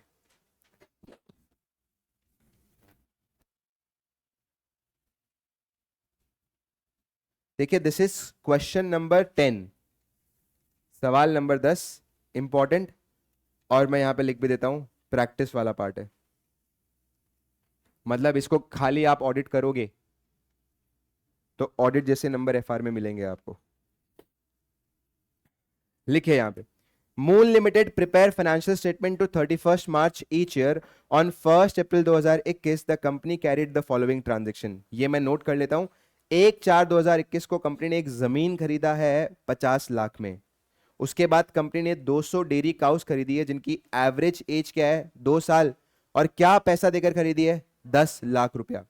और उसके बाद हम लोग को एक ग्रांट रिसीव हुई है of ₹1 million towards acquiring those cows, और ये ग्रांट क्या है नॉन रिफंडेबल। बताओ भाई कहां लेके जाऊं, पीएनएल। नॉन रिफंडेबल है, कहां लेके जाऊं पीएनएल। अरे सर गाय खरीदी है उसकी कॉस्ट से माइनस कर दो ना, मतलब क्या माइनस करके, गाय तो वापस अपने किस पे आ जाएगा, fair value less cost to sell. आ रही है बात समझ। उसके बाद दिया हुआ है for the year ended 31 March 2022 company ने कुछ कॉस्ट इनकर की है। ये है मेंटेनेंस की कॉस्ट, गाय को पालने पोसने की कॉस्ट। अब देखो यहां पे 6 लाख का आपने खर्चा किया है to maintain the condition of animals, food और प्रोटेक्शन, और 4 लाख का आपने खर्चा किया हुआ है for breeding fees to the local farmer. आ रही है बात समझ। यहां पे मुझे बताओ ये खर्चा हम लोग को कैपिटलाइज करना चाहिए या पीनल में डालना चाहिए, सोच लो एक बार, कैपिटलाइज करना चाहिए या पीनल में डालना चाहिए। कैपिटलाइज किस में करोगे सर, बायोलॉजिकल एसेट तो ढीट है, बोलता है मेरे को किस पे मेजर होना है, fair value less cost to sell. तुम उसमें खर्चे डाल भी दोगे तो भी वो जिद्दी अपनी वैल्यू पे वापस चला जाएगा, एंड बात कहां तक पहुंचने वाली है, पीएनएल। सर ऐसा मत करो, सीधा ये खर्चा आप कहां पे डाल दो, प्रॉफिट एंड लॉस में। ये बात समझ में आती है सबको। आगे लिखा है 1 अक्टूबर वो दिन था जब इन गायों ने फायदा दिया। और कितने काउस जन्मे भाई, 100। हमारे पास गाय थी कितनी भाई, 200। बढ़िया क्वेश्चन वाला, एकदम फुल, एकदम 200 गाय 100, उससे ज्यादा नहीं होनी चाहिए, ठीक है। On 1 October 100 cows were born, there were no other changes in the number of animals during the year. इतनी तो मिल गई। एज ऑन 31 मार्च 2022 हमारे पास 3000 लीटर ऑफ अनसोल्ड मिल्क पड़ा हुआ है इन द इन्वेंट्री। ये भाई जो मिल्क है इसे हम लोग क्या बोलते हैं पता है, एग्रीकल्चरल प्रोड्यूस। एक बार याद दिलाओ भाई, एग्रीकल्चरल प्रोड्यूस आप किस पे वैल्यू करते हो, एग्रीकल्चरल प्रोड्यूस किस पे वैल्यू होता है, agricultural produce is a part of 41, तो किस पे मेजर होगा, fair value less cost to sell. तुम खर्चा कैसे डिटरमाइन करोगे, गाय दूध निकाल रही है, तुम्हारा क्या खर्चा लगा मेरे को समझ नहीं आ रहा है। आ रही है बात समझ यहाँ पे, तो वो नेचुरली ऑब्टेन हुआ है, तो इसलिए किस पे मेजर होगा, fair value less cost to sell. फिर आगे लिखा हुआ है the milk was sold shortly after the year end at a market price. ये एक हिंट हो गया कि भाई एनआरवी के आसपास ये भाव मिल गया आपको। आगे लिखा हुआ है पूरा चार्ट, ये चार्ट आपका जो है वो बहुत काम आएगा to find out the values. ये पूरा चार्ट है, हमेशा 41 वाले क्वेश्चन में ऐसा चार्ट आपको मिलेगा। एक बार चार्ट को रिव्यू कर लो भाई। आपको 3 डेट्स की वैल्यू दी है, 1 अप्रैल, 1 अक्टूबर और 31 मार्च। लैंड कितने का था 1 अप्रैल को, 1 अक्टूबर को लैंड कितना है 60, और 31 मार्च को कितना है 70। ये सब क्या देके रखी, इसकी हेडिंग भी देख लो क्या दी हुई है, fair value less cost to sell. Sir newborn cow, 6 months old cows, 2 year old cows, 3 year old cows, और दूध आपको देके रखा हुआ है, और उसके बाद बैलेंस शीट और क्या बनाना आपको, पीएनएल। ये बातें आपको समझ में आती है। सबसे पहली बात, ये जो जमीन है, ये जमीन को आप किस पे मेजर करोगे, कॉस्ट पे। ये बहकाने के लिए दिया हुआ है आपको, जमीन को किस पे मेजर करोगे, कॉस्ट पे। ये बात समझ में आती है। तो जानबूझ के इन्होंने 50 की जगह पे 70 तक वैल्यू दी है, हमको 50 पे अड़े रहना है लैंड को लेकर। जब तक बोला ना जाए कि कंपनी ने लैंड को लेकर रीवैल्यूएशन मॉडल फॉलो किया हुआ है, तब तक मैं अपनी मर्जी से फॉलो नहीं करूंगा। और रीवैल्यूएशन मॉडल भी बोलता है कि लैंड को फेयर वैल्यू पे रिकॉर्ड करो, और ये वैल्यू कौन सी देके रखी है, fair value less cost to sell. तो अपने ये कर भी नहीं सकते, वैसे भी इनपुट ही नहीं अवेलेबल है। ये बातें आपको समझ में आती है? एंड ये चार्ट आपके बहुत काम का है, जो आपको समझना है। क्या बनाने बोल रहे हैं सर? एक्सट्रैक्ट्स बनाने बोल रहे हैं from the balance sheet and the statement of PNL. चलो मिलकर बनाते हैं दोस्तों। हम यहां पे एक स्टेटमेंट ऑफ पीएनएल का एक्सट्रैक्ट बना रहे हैं, a point.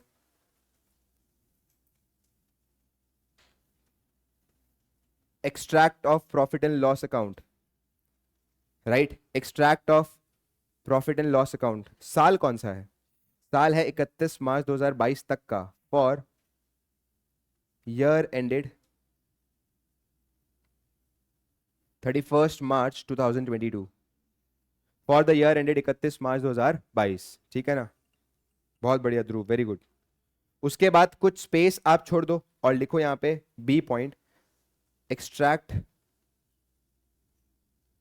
Of balance sheet. और बैलेंस शीट तो क्या होती है? As on 31 March 2022। अच्छी बात यह है कि अपने को हेडिंग को लेकर उतना स्ट्रिक्ट नहीं रहना, क्योंकि एक्सट्रैक्ट है तो थोड़ा अपने हिसाब से हो सकता है। बस हॉरिजॉन्टल मत होने देना यहाँ पे।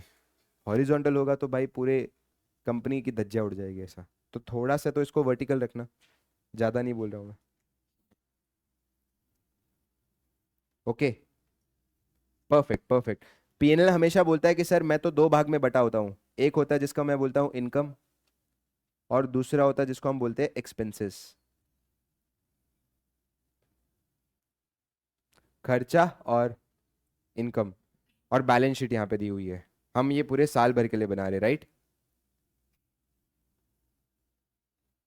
बट इतना बनाना काफी नहीं है, थोड़ा बहुत अपने को नोट्स के बारे में भी संभाल के ध्यान रखना पड़ता है। तो उसकी मैं एक समरी आपको बता दूंगा कैसे आपको लिखनी है। सबसे पहला, क्या आपने ये बना लिया इतना? है ना? चलो बढ़िया। सबसे पहले हम लोग क्या करते हैं पता है? लैंड को लेकर लिखते हैं बात, कि जो लैंड है इट इज कवर्ड अंडर, कौन से इंड एस में कवर्ड है ये? लिखो यहां पे covered under end S 16, and shall be measured. Shall be measured किस पे मेजर करोगे आप? कॉस्ट पे, at cost. Land is covered under end S 16 and shall be measured at cost. बताओ भाई, जमीन आपने कब खरीदी थी? 1 अप्रैल को।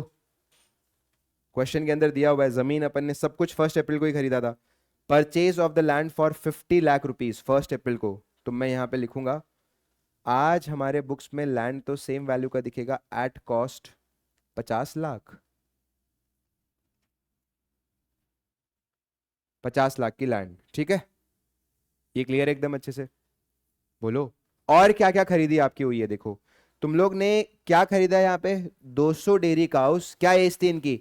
2 साल की। और ये कितने अमाउंट पे आपने खरीदी है? 10 लाख में। तो मैं नीचे सेकेंड नोट डालता हूं, ये जो 200 डेयरी काउस है उसको लेकर, 200 डेयरी काउस को लेकर 1 अप्रैल को इनकी जो अमाउंट थी इट वाज 10 लाख। इनकी जो अमाउंट थी इट वाज 10 लाख। अब ये कितने साल की हो गई है? यहां पे ये 2 साल की थी सर। अब यहां से आज हम लोग 31 मार्च पे सारे स्टेटमेंट बना रहे हैं, तो स्वाभाविक रूप से सर कितने साल की हो गई है? 3 साल। कितनी गाय थी टोटल? 200। चलो एक बार देखो चार्ट में जाकर, 31 मार्च वाला चार्ट देखो, 31 मार्च वाला दिख रहा है सबको? 31 मार्च, 31 मार्च को भाई 3 साल की गाय की वैल्यू कितनी है? 5500 लैक्स। नहीं, 5500 खाली अमाउंट दी हुई है, तो आपको इन लैक्स निकालनी पड़ेगी। आ रही है बात समझ? उधर क्या देके रखा था? 10 लाख। कितने डेयरी काउस के लिए? 200। पर कितना था? पर डेयरी काउ, पर डेयरी काउ अगर आप निकालने जाओगे तो कितना? 5000 आ रहा है। यस। कैसे निकालेंगे सर? 10 लाख, 10 लाख अपॉन 200 कितना आ रहा है? 5000। लेकिन अब वैल्यू कितनी आ गई हम लोग की? 5500। तो बताओ भाई, आज हमारे बुक्स के अंदर देखो तो 5500 के हिसाब से दिखेगी। बताओ 3 साल वाली गाय कितने की हो गई है? 5500 इंटू 200, 11 लाख। बहुत बढ़िया, 11 लाख। 11 लाख। तो बैलेंस शीट में कितना दिख रहा है? 11 लाख। ये बात समझ में आ रही है सबको? लेकिन फायदा हुआ अपने को पूरे साल भर में। 10 लाख की जो गाय है वो आज 11 लाख की हो चुकी है, तो हमें गेन कितने का हुआ है? 1 लाख का। ये गेन कहां पे जाना डिजर्व करता है? पीएनएल। आ रही है बात समझ? यहां पे गेन हुआ है 1 लाख का, और कहां पे जाना डिजर्व करता है? पीएनएल। मैंने आपको क्या बोला था? नोट्स टू अकाउंट्स में आपको डिस्क्लोजर देना पड़ता है फिजिकल और प्राइस का। नीचे दो, बट पीएनएल और बैलेंस शीट में देना है क्या? नहीं। तो आप पीएनएल में तो सीधा लिख सकते हो, क्या लिख सकते हो सीधा यहां पे, गेन ऑन 200 काउस, और ब्रैकेट में मैंने लिख दिया changes in the fair value less cost to sell. कितने का गेन हुआ था क्लास? 1 लाख। कितने का हुआ था? 1 लाख। फिर ये जो 200 गाय है वो सब किस में दिख रही है आज? बायोलॉजिकल एसेट की हेडिंग में। तो मैं एक मेजर हेडिंग बना देता हूं बायोलॉजिकल एसेट की, क्योंकि बहुत सारी बातें आने वाली है। ये मैंने बना दिया बायोलॉजिकल एसेट का मेजर हेडिंग, और उसके अंदर मैं सबसे पहले इनकी वैल्यू लिखता हूं, 200 परचेज्ड काउस। 200 परचेज्ड काउ कितने की वैल्यू आएगी बताओ यहाँ पे? 11 लाख। बहुत बढ़िया, 11 लाख। भाई ये पॉइंट सबको क्लियर है एकदम अच्छे से? यस। अब मुझे ये बताओ जो न्यू बॉर्न है उसका क्या हिसाब होगा? न्यू बॉर्न कब न्यू बॉर्न हुई? 1 अक्टूबर को। उसके पहले एक ग्रांट का भी देख लेते, इजी तो ट्रीटमेंट है। कितने की ग्रांट है? 10 लाख की। क्या बोला हुआ है? अगर कंडीशन नहीं होता तो सीधा कहां पे डाल दो? पीएनएल में। तो हम यहां पे लिख देते हैं इनकम में ही government grant. Government grant,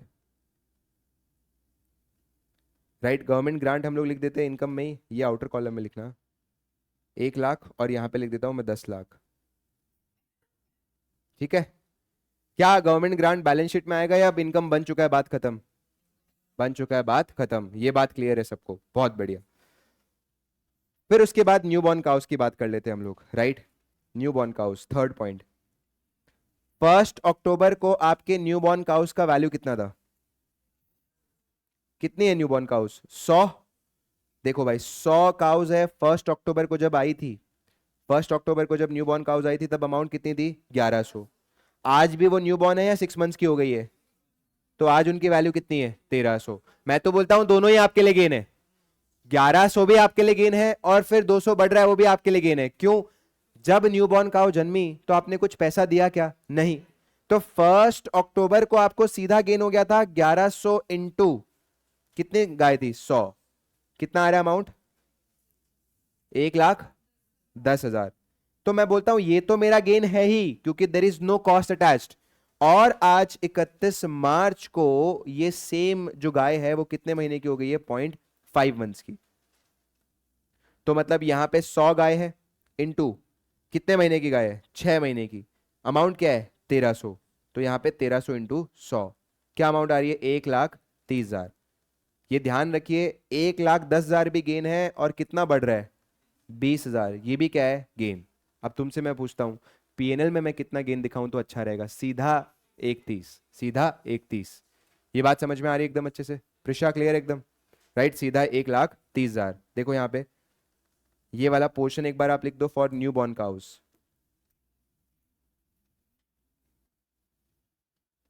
right, total gain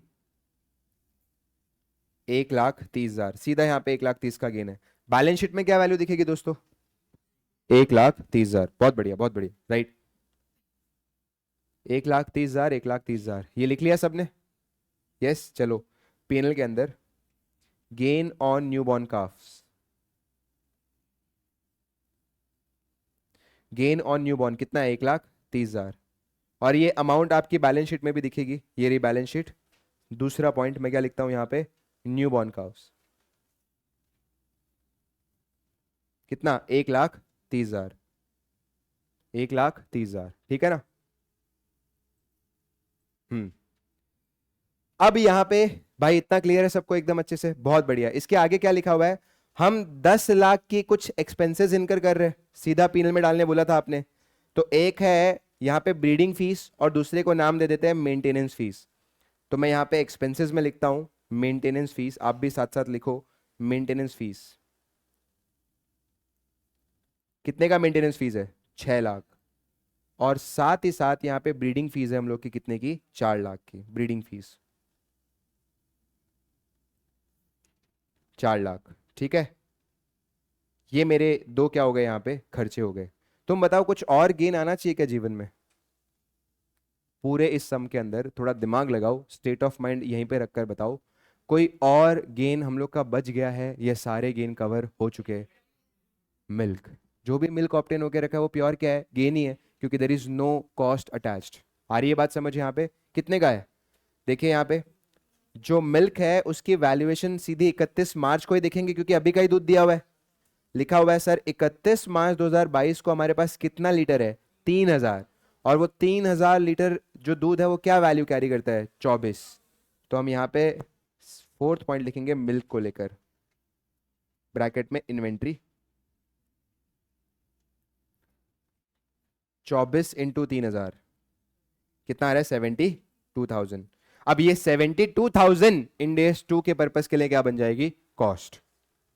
initially खाली किस पे मेजर होती है, fair valued cost to sell, ठीक है ना, 72,000। बोलिए भाई, एक तो ये जाएगा प्रॉफिट एंड लॉस में, यहां पे मिल्क कितना, 72,000, और दूसरा क्योंकि ये इन्वेंट्री है तो मैं यहां पे भी लिखूंगा इन्वेंट्री 72,000, यहां पे भी हम लिखेंगे इन्वेंट्री 72,000, राइट, डन। एक बार क्वेश्चन खाली घुमा लेते हैं, कुछ और तो नहीं बच गया, बाकी तो सब अपन ने देख लिया भाई, ठीक है ना। देख लो क्वेश्चन एक बार, क्वेश्चन में देखो तो मिल्क का हो गया है, 100 काउस का हो गया है, और कोई चेंजेस हुए नहीं है, फ्रीज अपन ने ले ली है। उसके अलावा अगर देखा जाए तो लैंड अपन ने लिख दिया, डेयरी काउस लिख दिया, ग्रांट लिख दिया, everything is covered. Now there is a time कि हम लोग ये निकाले प्रॉफिट या लॉस कितना हुआ है। बताइए भाई कितने का प्रॉफिट आ रहा है, 3,02,000। So there is a profit of 3,02,000। बहुत बढ़िया, बहुत बढ़िया। और बैलेंस शीट का टोटल एक बार बता दो भाई, कितना, 62 समथिंग, 63 समथिंग, 63 लाख, 63,02,000, 63,02,000, परफेक्ट। देखो ऐसा है, हालांकि मैंने नोट्स में थोड़ी बहुत बातें कम ही लिखी है, आप ज्यादा लिखोगे, बट इतना तो रीजनेबली आपका होना ही चाहिए, क्योंकि ये एग्जाम क्वेश्चन ही है, 6 नंबर का आया हुआ है, और हमने आराम से सॉल्व कर लिया।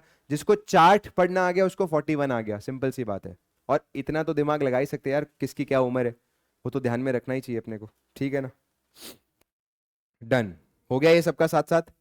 एक बार बस मैं खाली इसका आंसर आपको पढ़ा रहा हूं, ताकि यहीं पे एक बार उसकी रीडिंग हो जाए। देखिए यहाँ पे इनकम में 13,02,000 की टोटल है, और 10 का माइनस कर दिया, 3,02,000 का क्या आ गया, नेट इनकम आ गया। बैलेंस शीट देख लो आप, 50, 11, 31 और 72, ठीक है ना, ये एक्सट्रैक्ट है फ्रॉम द बैलेंस शीट। फिर उसके बाद देखो हर एक को लेकर एक वर्किंग नोट यहाँ पे दिया हुआ है। ओके, देखो लैंड को लेकर कितना दिया हुआ है, लिखा हुआ है the purchase of the land is not covered under 41, ये मार्क्स मिलेंगे आपको इस बात के। द रेलेवेंट स्टैंडर्ड जो अप्लाई होगा वो कौन सा है, Ind AS 16। Under this standard land would be initially measured at cost, यहाँ पे लिखा है this would be usually considered to be infinite in case of land, तो कोई डेप्रिसिएशन एज सच चार्ज नहीं होगा। देखो ये बात हम बताना भूल जाएंगे, इसीलिए मैं बोलता हूं कि ये LDR हो गया। LDR पता है किस दिन के लिए लिखवा रहा हूं, जिस दिन आपका FR का एग्जाम है, उस दिन तुम लोग पूछोगे सर FR के दिन मैं क्या करूं। FR के दिन तुम लोग अपनी प्रेजेंटेशन को उनके साथ मैच करने की पूरी कामयाब कोशिश करो। कैसे सर, सुबह सुबह जिस जिस सोल्यूशन के अंदर कुछ कुछ ऐसी बातें हैं जो मैं एज अ ऑर्डिनरी स्टूडेंट कभी लिख ही नहीं पाता, बिकॉज मेरे को पता ही नहीं था ये भी ये लोग मांग रहे हैं क्या, वो बातों को अगर मैं देख के जाऊंगा तो इन दैट केस मैं वो भी कवर कर पाऊंगा और उसके मुझे मार्क्स फेच हो जाएंगे। तुमको पता हूं FR का पेपर जो है वो 80 to 85% फ्रॉम द बुक ही आएगा, और कुछ 10-15 मार्क्स के क्वेश्चन है जो क्या आ सकते हैं, नए आ सकते हैं। तो लोग क्या करते हैं, वो नए क्वेश्चंस को अपने हाथ में लेने की कोशिश करते हैं, जबकि कंट्रोलेबल तो वो 85 है। तो उनमें अगर आप कुछ भी नंबर नहीं गंवाने दोगे तो बाय डिफॉल्ट स्कोर बहुत ही अच्छा ही रहेगा। और उनमें नंबर ना क्यों गवा पाते हो पिका, तुम लोग यहाँ पे उनके हिसाब से 4 चीजें मेंशन करके आ ही नहीं पाते हो जो तुम्हें पता है। बस क्यों मेंशन नहीं की थी, बिकॉज तुम्हें लगा था ये भी कोई मेंशन करने की बात है क्या। तो इसीलिए मैं हर चैप्टर में ऐसे बताने वाला हूं। देख एज ए स्टूडेंट मैं होता तो ये तो आराम से लिख देता, इतना तो मैं जानता हूं सर, बट क्या मैं ये बात कभी लिख पाता क्या, नहीं। तो इसे मैं लास्ट डे पे देख के जाऊंगा ना सर, तो छोड़ के आ ही नहीं सकता। अपने को वो वाली मेहनत भी करनी है भाई। आ रहा है फिर भी नंबर नहीं दे रहे, ये क्या बात हुई। फिर उसके बाद डेयरी काउस को लेकर आप अपने हिसाब से लिख के आओ, बट क्या हमें ये मेंशन करके आना है, यस सर, क्या increase due to price change और increase due to physical change. This is the second part जो आपको ध्यान में रखना है। ग्रांट को लेकर आप लिख दोगे, ग्रांट को लेकर अपन ने सीधा इनकम डाल दिया था, बट उसको लेकर एक नोट है, grant related to agricultural activities not covered under the Ind AS 20। कोई भी ग्रांट जो 41 में है उसको आप सीधा इनकम बना देते हो as soon as they are unconditionally what receivable. और काव्स को लेकर यहां पे दिया हुआ है, और फिर मिल्क को लेकर दिया हुआ है। ये क्लियर है एकदम बातें? मिल्क को लेकर एक लाइन है जो ध्यान में रखना, this is regarded as a cost for the future application of Ind AS 2 to the unsold milk. मैंने बोला था दूध जब इनिशियली आया तो 41 में किस में मेजर होगा, fair value less cost to sell, but यही अमाउंट आपकी इंड AS 2 के लिए क्या बन जाएगी, कॉस्ट। बनती दिख रही है आपको सबको? अरे बोलो, क्लियर एकदम अच्छे से? तो इन बातों को भाई हाईलाइट कर लो, एक हाइलाइटर पे खर्चा भी कर लेना, है ना, बुक अपने आप ही रंग बिरंगी बन जाएगी। एक हाइलाइटर पे जो है वो खर्चा भी कर लेना, और जो जो मैं हाईलाइट करा रहा हूँ वो करो, काम आएगा। आज के दिन नहीं लगेगा, जब आप एग्जाम देने जाओगे तब। ठीक है ना? बढ़िया सर, डन। 10th वाला क्वेश्चन डन। अब भाई एक ऐसा क्वेश्चन है जो मैं चाहता हूं कि आप लोग कितना स्मार्ट हो ये मैं जान सकूं। ऐसे कुछ को तो मैं जानता ही हूं, कुछ को और को। आपको ना सेकंड वाला जो क्वेश्चन है वो एक बार खुद से ट्राई करना है, एंड देन अपने मिलकर देखेंगे कैसे होगा। बिकॉज वही बात है ना, मैंने आपसे वादा किया हुआ है कि तुम्हारी प्रैक्टिस भी यहीं पे करवाऊंगा मैं, तो उसके लिए तुम्हें थोड़ा सा दिमाग तो लगाते रहना पड़ेगा, राइट? रीडिंग में एक बार साथ में करवा रहा हूं तो आपको एक अच्छी स्टार्ट मिल जाएगी बस इस क्वेश्चन में। फिर आपको मेनली तो क्या मारनी है, जर्नल एंट्रीज ही मारनी है। पूरे क्वेश्चन जितना जरूरी है ना, उतना ही ये दो लाइनें जरूरी होती है, ताकि आपको पता रहे क्या मांगा है और किस तरीके से मांगा है ना? तो यहां पे लिखा है XY Limited is a farming entity where cows are milked on daily basis. Milk is kept in the cold storage immediately after milking and sold to retail distributor on a weekly basis. On 1st April 2021 हमारे XY Limited के पास एक पूरा group of 500 cause है, जिनकी सबकी उम्र कितनी है, 3 साल। ये वाली बात क्लियर एकदम अच्छे से? लिखा है ड्यूरिंग द ईयर कुछ गाय ऐसी है जो बीमार हो गई, और 30 सितंबर 2021 को 20 गाय मर गई। ये तो बैठा बिठाया अपने को क्या हो गया, लॉस। ऑन 1 अक्टूबर 2021 XY ने बोला कोई बात नहीं भाई, दुनिया में लोग आते जाते रहते हैं, हम नई 20 गाय खरीद लेंगे। तो इन्होंने 20 गाय खरीद ली फ्रॉम द मार्केट। कितने की, 21,000 ईच। और ये 20 गाय जो है वो सब की सब कितने साल की थी, 1 साल की, व्हेन दे वर परचेज। ठीक है, 31 मार्च 2022 को हमारे पास 1000 लीटर ऑफ मिल्क पड़ा हुआ है कोल्ड स्टोरेज में, और अभी तक अपन ने वो बेचा नहीं है। The market price of the milk was 20 rupees per litre. But जब आप मिल्क अगर बेचने जाओगे तो आपको एक सेलिंग कॉस्ट लगती है कितने रुपए की, एक। तो मतलब fair value less cost to sell तो कितना हो गया, 19। और लिखा हुआ है कि और कुछ खास चेंज नहीं आया है, लिखा है information related to fair value and cost to sell. यहां पे देखो दोनों अलग अलग दिया हुआ है, तो आपको माइनस करना पड़ेगा। कौन से एज के देके रखी है fair values, first year, 1.5 years, 3 years और 4 ईयर्स। और अलग से क्या देके रखा है, cost to sell a cow. लिखा यू कैन अज्यूम दैट कि जो 3.5 ईयर ओल्ड काउ है ऑन 1 अक्टूबर, उसकी अमाउंट कितनी है, 27,000। ये जो मरी है उसके लिए बताया जा रहा है, उसकी अमाउंट कितनी है, 27,000। You are required to pass the entries for the above transaction. मैं आपको बता देता हूं, देखो 1 अप्रैल को तो जो मामला चल रहा है उसको लेकर कोई एंट्री पास नहीं करनी है। एंट्री किसको लेकर पास करते हो आप, ट्रांजेक्शन्स को। तो जो 1 अप्रैल को हो रहा है वो तो होते रहने दो। मेन तो अपने को ये ध्यान में रखना है कि एंट्री कब की पास होनी चाहिए, 30 सितंबर को। तो एक तो मेरे को 30 सितंबर की एंट्री आपसे चाहिए, उसके ही अगले दिन जो आपने खरीदी की उसकी एंट्री मेरे को आपसे चाहिए, विच इज 1 अक्टूबर। और एक मेरे को एंट्री कब चाहिए, 31 मार्च की, वो जो आपके फेयर वैल्यू चेंजेस आए ना अलग अलग असेट्स के अंदर, उसको लेकर। आपको समझ में आ रही है बात? चलिए आराम से 1, 2 और ये 3 दिन का इवेंट किस तरीके से हैंडल करना है आप निकालने की कोशिश करो। पीएनएल आपका साथ देगा, मैं आपका साथ देगा, थोड़ा सा दोस्तों के साथ डिस्कस भी कर सकते हो। बट एक बार देखो आपका आंसर यहाँ पे बैठ रहा है कि नहीं बैठ रहा, राइट? ऑनलाइन जो है आपको भी खुद से ट्राई करना है भाई।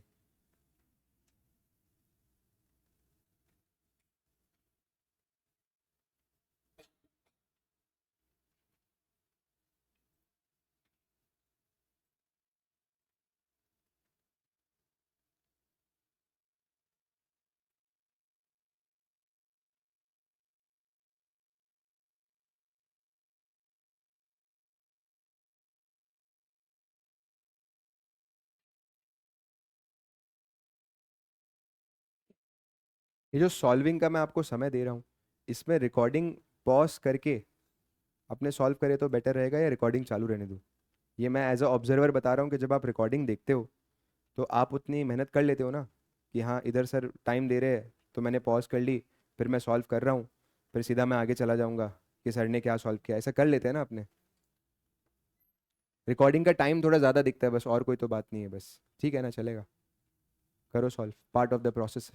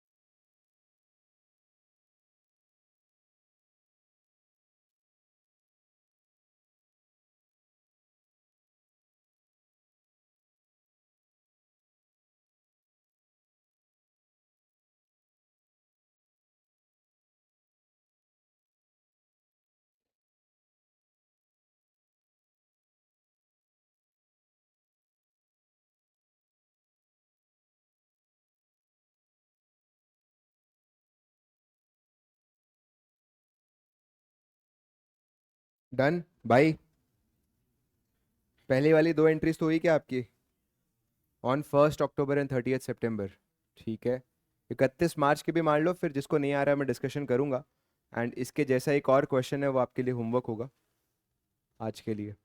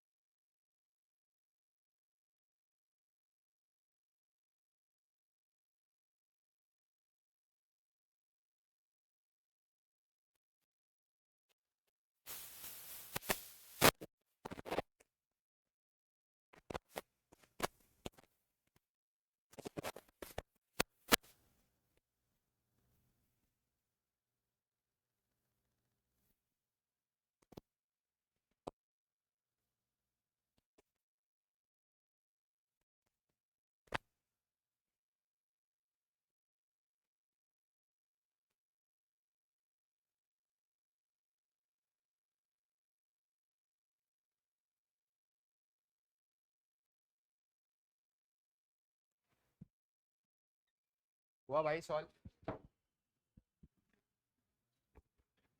चलो करे भाई मिलके सॉल्व।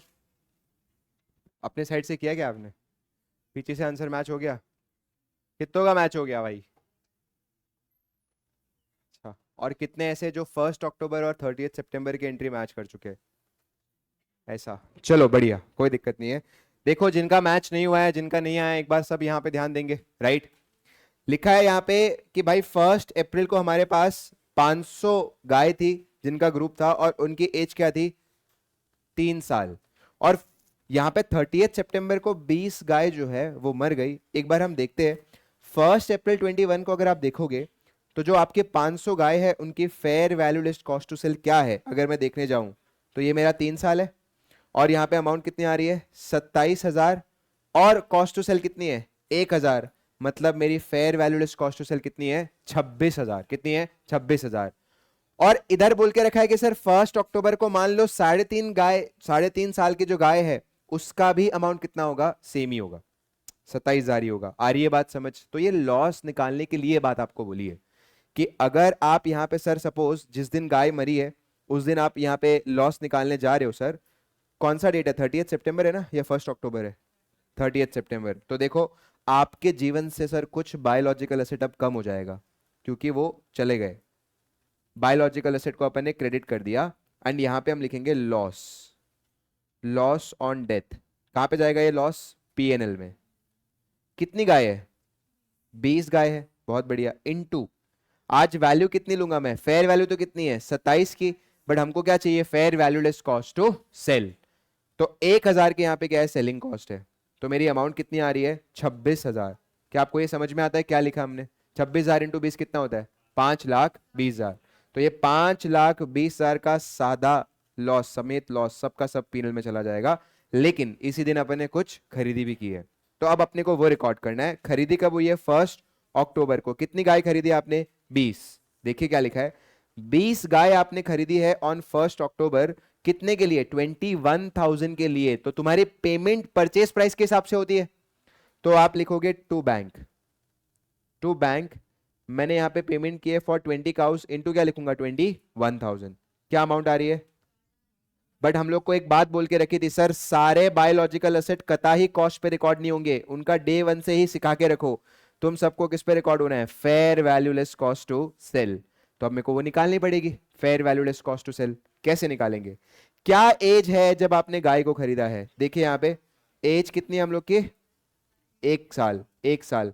और 1 साल की जो गाय है वो 1 अक्टूबर को जो है, यहाँ पे 1 अक्टूबर है, 21,000। सर अच्छा ही तो है, 21 दिया है, 21 का फेयर वैल्यू आ रहा है। हमको क्या चाहिए? Fair value less cost to sell. तो इसीलिए हम यहाँ पे 21,000 माइनस 1,000 कितना आता है? 20 इंटू 20। आ रही है बात समझ? यहाँ पे तो बायोलॉजिकल एसेट कितने पे रिकॉर्ड होगा? 4 लाख पे। ये समझ आया आपको? और लॉस कितने का हो रहा है? 20,000 का। तो हम लिखेंगे ये है हमारा loss, loss on initial recognition. कहाँ जाना चाहिए? PNL. Loss on initial recognition PNL. मेरे हिसाब से ये दो एंट्री तो सबको क्लियर है। अब 31 मार्च को अपने को इनकी फेयर वैल्यू चेंजेस को क्या करना है? ट्रैक करना है कि भाई कितना बदलाव इनमें आया है। ये बात क्लियर है एकदम अच्छे से? कैसे निकालेंगे? बहुत सिंपल। हम यहाँ पे देखेंगे कि जो 1 अप्रैल को हमारे पास गाय थी, वो टोटल गाय अपने पास हर्ड कितने का था? 500 का। बट 20 का तो अपन ने सारा काम सॉर्ट कर दिया, तो अब सॉर्ट किसका करना बाकी है? 480। वो 480 जो गाय थी वो क्या एज रखती थी जब अपन 1 अप्रैल पे देखे थे? 3 साल। 3 साल। सर वो 3 साल रखती थी, और आज वो गाय जो है वो हो चुकी होगी 4 साल की।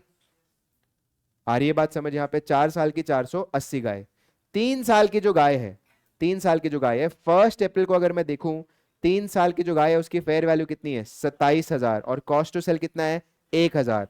तो मैंने ये सब 26 पे रिकॉर्ड करके रखा होगा यहाँ पे। ये तो रिकॉर्डेड है ऑलरेडी। कितने पे? 26 पे। आज उसका एज कितना हो चुका है? 4 साल। आज मतलब मैं कौन सी डेट की बात कर रहा हूं? 31 मार्च। 31 मार्च को 4 साल की जो गाय है उनकी रेट क्या चल रही है? 26,500। और यहाँ पे fair value less cost to sell में कॉस्ट टू सेल कितना चल रहा है? 1100। तो मतलब यहाँ पे आपका अमाउंट आ रहा है 25,400। ये समझ में आती है बात आपको? मुझे बताओ गेन हुआ है या लॉस हुआ है? पर प्राइस अगर आप देखने जाओगे तो 600 का लॉस है, यस, इंटू 480, क्या अमाउंट आ रही है लॉस की? 2,88,000। ये लॉस को अलग से रिकॉर्ड करते हैं हम लोग, yes, to biological asset, to biological asset 2,88,000, okay. और लॉस आप क्या कर दोगे? डेबिट। तो ये पीएनएल में चला जाएगा, कितना चला जाएगा? 2,88,000। और यहाँ पे बायोलॉजिकल एसेट आपका कम हो गया। क्या आपको ये एंट्री समझ में आई सबको? अरे बोलो, कोई समस्या? खत्म हो गया या अपने को वो न्यू बॉर्न का भी देखना है? न्यू बॉर्न तो है ही नहीं सर, हर बार क्या न्यू बॉर्न? खरीदा जो है 1 अक्टूबर को, उसका देखना पड़ेगा। क्या आपको ये एंट्री सबको क्लियर है भाई? पीछे प्रिशा कोई दिक्कत आ रही है इसमें? क्लियर है पक्का? है कुछ तो पूछ ले बेटा। ठीक है, अब देखो यहाँ पे जो 1 अक्टूबर को अपन ने गाय खरीदी थी, कितनी गाय थी? 20। और तब अपन ने किस वैल्यू पे रिकॉर्ड किया था 1 अक्टूबर को? सर वो 1 साल की थी, 1 साल की थी ना। 21,000 का फेयर वैल्यू है और कॉस्ट टू सेल कितना है? 1,000। तो मैंने यहां पे रिकॉर्ड कितने पे किया होगा? 20 पे। आज क्या चल रहा है? 31 मार्च। 31 मार्च को ये जो गाय है वो कितने साल की हो गई है? 1.5। और 1.5 साल पे वैल्यू कितनी है? 23,500। कॉस्ट टू सेल कितना है? 1100। तो हम लिखेंगे यहाँ पे 23,500 माइनस 1100, कितना आ रहा है? 22,400। ठीक है ना, यहाँ पे आएगा 22,400। कितने का गेन हो रहा है? 2,400 का। कितनी गाय के पीछे हो रहा है? 20। अमाउंट कितना आया? 48,000। क्या लिखेंगे हम लोग? बोलो। बायोलॉजिकल एसेट अकाउंट क्या कर दूं? Debit to PNL. 48,000 और 48,000 दोनों एक साथ भी लिख सकते हो, बट वही बात है ना यार, जितना आप प्रेजेंटेशन के साथ मैच करोगे उतना आपके लिए अच्छा है। सिंपल सी बात है। तो जैसे मैंने 288 और 48 अलग दिखाया, वैसे आपको भी अलग ही दिखाना है। ओके, कितनों का आ गया था एकदम पूरा चारों एंट्री? कहाँ पे तुम गलत जा रहे थे वो बताओ। क्लास में ना एक गलतियों का भी डिस्कशन होना चाहिए, ताकि आपकी जो गलती हुई है वो बाकी लोग देखे कि अरे यार ये तो मैं भी कर सकता था ऐसा, राइट? थोड़ा बताओ, गलतियां शेयर करो। लास्ट कंबाइन पास की ये गलती उनकी है, फिर अपनी तो नहीं है, चलेगा, वो राइट है। अपन ने क्या कर दिया? 48 और जो लॉस है उसको नेट कर दिया ना, चलेगा। बट वही बात है, प्रेजेंटेशन को आप ध्यान में रख के ऐसा करोगे तो अच्छा रहेगा, बाकी आप गलत नहीं हो कॉन्सेप्चुअली। ठीक है ना? और कुछ गलती जो शेयर करना चाहेगा? चलो मैं एक नोटिंग खाली लिखा रहा हूं आपको आंसर की में, वो नोटिंग ध्यान में रखो। Don't combine these entry.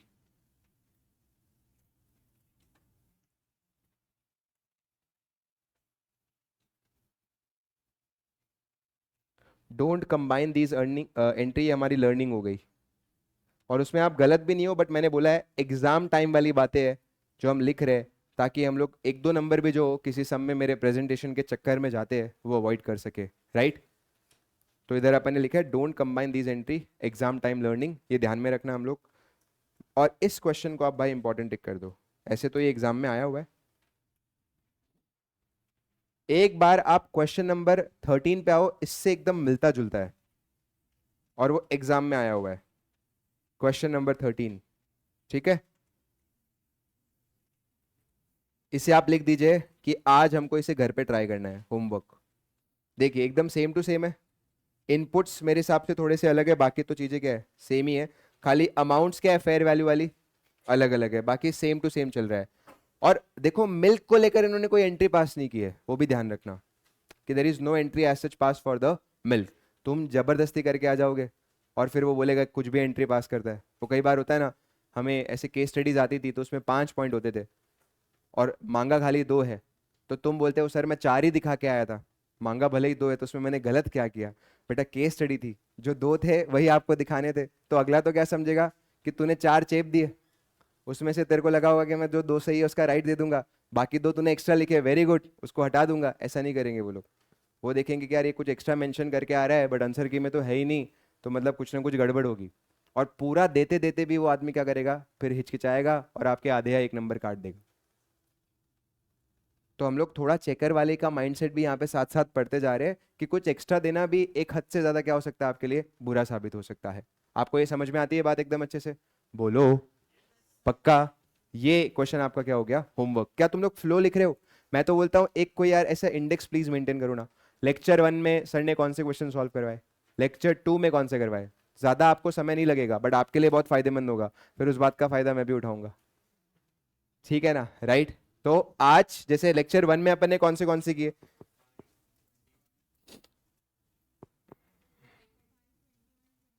Lecture 1 में अपन ने किए थे 5, 21, 1, 4 और 8 हम लोग का होमवर्क था। ठीक है ना, बहुत बढ़िया। और फिर लेक्चर नंबर 2 के अंदर अपन ने कर लिया आज 7, 12, 2 और फिर होमवर्क क्या बोल रहा हूं मैं, 10 भी किया है ना सॉल्व, हाँ। और होमवर्क 13 हम लोग का क्या हो गया, होमवर्क, है ना।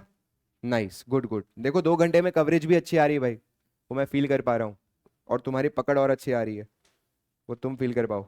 अब एक बार 10 एमसीक्यूज है, थोड़ा रिलैक्स रखते हैं अपने, और वो एमसीक्यूज जल्दी से खत्म कर देते, राइट। एमसीक्यूज हो सके तो तुम लोग यहीं पे देखकर सॉल्व करोगे, नीचे ऐसा भाई देखो कितना भी हम मन को मारे बट दिख ही जाता है आंसर, सर झूठ नहीं बोलेंगे। तो मैं यहाँ पे टेप लगा रहा हूँ, ठीक है ना। आंसर एक बार अपने को साथ में देने की कोशिश करनी है, 4 ऑप्शन में से क्या हो सकता है। Okay perfect. Which of the following is criteria for recognizing the biological asset in the books according to Ind AS 41? एक asset की definition यही होती थी, अगर आपको याद है। asset क्या होता है? कोई ऐसी चीज जिसको आप क्या कर सको, कंट्रोल कर सको, जिससे आपको क्या होने वाले, फ्यूचर इकोनॉमिक बेनिफिट। आ रही है बात समझ यहाँ पे? इधर लिखा हुआ है फेयर वैल्यू और कॉस्ट कैन बी मेजर्ड। तुमको पता है ये जो बात है ना वो आपके नोट्स के अंदर है। सर किधर है? आपके असेट की रिकॉग्निशन क्राइटेरिया को लेकर है, राइट। ये देखो ये वाले पेज पे दिख रहा है आपको रिकॉग्निशन क्राइटेरिया, यहीं से वो सवाल निकल कर आया है। बायोलॉजिकल एसेट और एग्रीकल्चर प्रोड्यूस तभी रिकॉग्नाइज करने हैं when you can control as a result of past event, it is probable future economic benefit होगा, एंड क्या मेजर कर सकते हो, फेयर वैल्यू और कॉस्ट। अब तुम बताओ, अब तो सर ने बता भी दिया, ऐसा ओपन बुक हो गया, अब तो क्या होगा answer, all of the above. ठीक है ना, all of the above. MCQs देखो बर्डन मत लेना भाई सॉल्व करने का, क्योंकि तुम कितने भी सॉल्व करके जाओ देर इज 0% चांस कि बैठा एमसीक्यू आए, हमेशा नया ही बनाएंगे वो लोग। तो ये बस खाली अपनी कॉन्सेप्चुअल अंडरस्टैंडिंग के लिए कि हम समझ कितना पाए। दूसरा देखो, which of the following is not dealt with by Ind AS 41? Biological asset, agricultural produce at the point of harvest, government grant related to biological asset, या agricultural produce after the point of harvest, after. वो कौन deal करता है? बहुत बढ़िया understanding है। कौन सा कॉम्बिनेशन फॉल्स है with regards to definition of biological asset and agricultural produce? इनमें से एक बायोलॉजिकल एसेट है और दूसरा क्या है, एग्रीकल्चरल प्रोड्यूस है। जैसे पहला देके रखा है एग्रीकल्चरल लैंड और पैडी। पैडी क्या होता है वो पता है ना, चावल तो है बट क्या लैंड है क्या? क्या लैंड बायोलॉजिकल एसेट है क्या? बोलो। तो इसलिए पहला ऑप्शन ही क्या है, राइट है, क्योंकि land is not a biological asset. फिर यहाँ पे लिखा हुआ है Fresho vineyard owns a vineyard in outskirts of Satara city in western Maharashtra. The grapevine plants and the grapes have combined fair value of 10 lakhs. The purchase cost of the wine plant was rupees 3 lakhs and the fair value of the grapes on the plant is 240.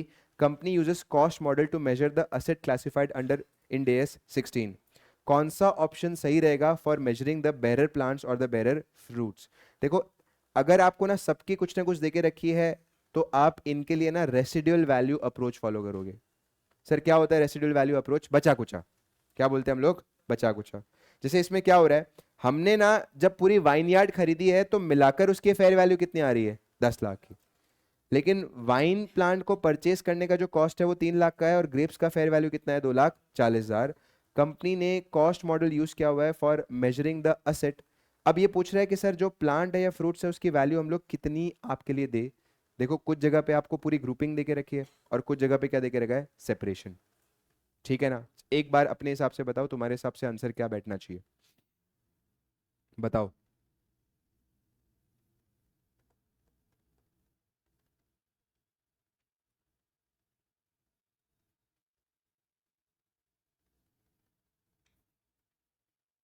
इसको इस तरीके से लो, मुझे ये बताओ। पहली बात तो इसमें ये जानना जरूरी है जो ग्रेप वाइन प्लांट जो है क्या बेरर प्लांट है या नॉन बेरर है? क्यों आपको ऐसा लगता है? हाँ देखो ग्रेप वाइन जो है, मेरे को भी ऐसे खेती के बारे में ज़्यादा नहीं पता, बट मेरे को ऐसा थोड़ा सा अंदर से वाइब आ रही है कि grep wine is a non bearer plant. क्यों ऐसा? हाँ,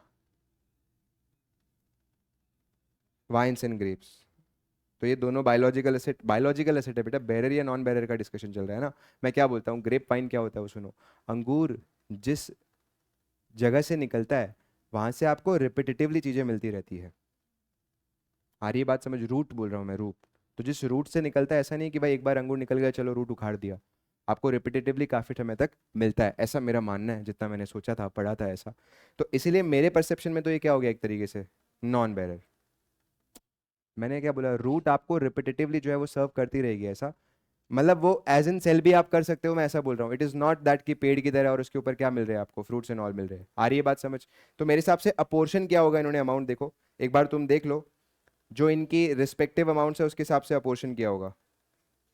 विच of the following option is measurement of bearer plant and bearer fruits? देखिए 3 और 240 का अमाउंट दिया हुआ है, दैट इज परचेज कॉस्ट, और 240 का देखे रखा हुआ है fair value of the grapes on the plant. कुल मिलाकर सिंपल सी बात है, ये जो fair value of the grapes है, ये ग्रेप्स आपके लिए एग्रीकल्चरल प्रोड्यूस है, क्या आपको ये समझ में आता है? अरे बोलो। एग्रीकल्चरल प्रोड्यूस को लेकर क्या बात बोली थी, किस पे मेजर करेंगे? Fair value less cost to sell. तो ये 240 की बात तो क्लियर है। अब मैंने आपको क्या बोला, ये नोट कर लो, जो वाइन होती है वो आपकी बैरर होती है, क्योंकि उससे बार बार आपको काफी समय तक क्या मिलते रहते हैं, अंगूर मिलते रहते हैं, and expected to bear produce for more than 1 year. तो ये एग्जाम्पल के फॉर्म में आपके मॉड्यूल के अंदर आपको मिल जाएगा, यहां पे आप नोटिंग कर लो, grape wine is bearer plant. और मैं इस क्वेश्चन में भी देखूं तो इधर साफ साफ लिखा हुआ है कि भाई आप बताइए बैरर प्लांट की मेजरमेंट क्या है। तो ये लोग भी ग्रेप वाइन को क्या ही मान रहे हैं, बैरर प्लांट। तो बैरर प्लांट को लेकर क्या बात बोली है, फेयर वैल्यू पे मेजर करोगे या कॉस्ट पे? कॉस्ट पे। और कॉस्ट कितनी यहाँ पे देके रखी है, 3 लाख। आ रही है बात समझ? तो एक जगह पे 3 है और एक जगह पे 240। ये क्लियर है? राइट। तो ये एक भाई अपने को एग्जाम टाइम में ऐसा एमसीक्यू देख लेना है, वरना हर पौधों के बारे में ऐसे वो लोग उतना नहीं आपसे एक्सपेक्ट करते कि आप जानकारी रखो, इसलिए इधर मेंशन भी किया ही था, बैरर प्लांट और बैरर फ्रूट्स। आगे देखो, a conditional grant related to biological asset, किस पे मेजर हो रहा है biological asset? Fair value less cost to sell. Conditional grant है, लिखा हुआ है is recognized in the PNL only when grant become receivable, condition attach to the grant are reasonably met. Reasonable assurance है कि condition जो है वो meet हो जाएगी, रीजनेबल अश्योरेंस है that grant will be received. बोलो भाई, वो फुल वाली बात यहाँ पे आ रही है, ठीक है ना? Condition related to the grants are met. Agricultural activity involve biological transformation and harvest, for sale, for conversion, for biological asset. मेरे हिसाब से तो क्या है, all of the above. Generally biological asset related to agricultural activity should be measured using fair value less cost to sell, ठीक है।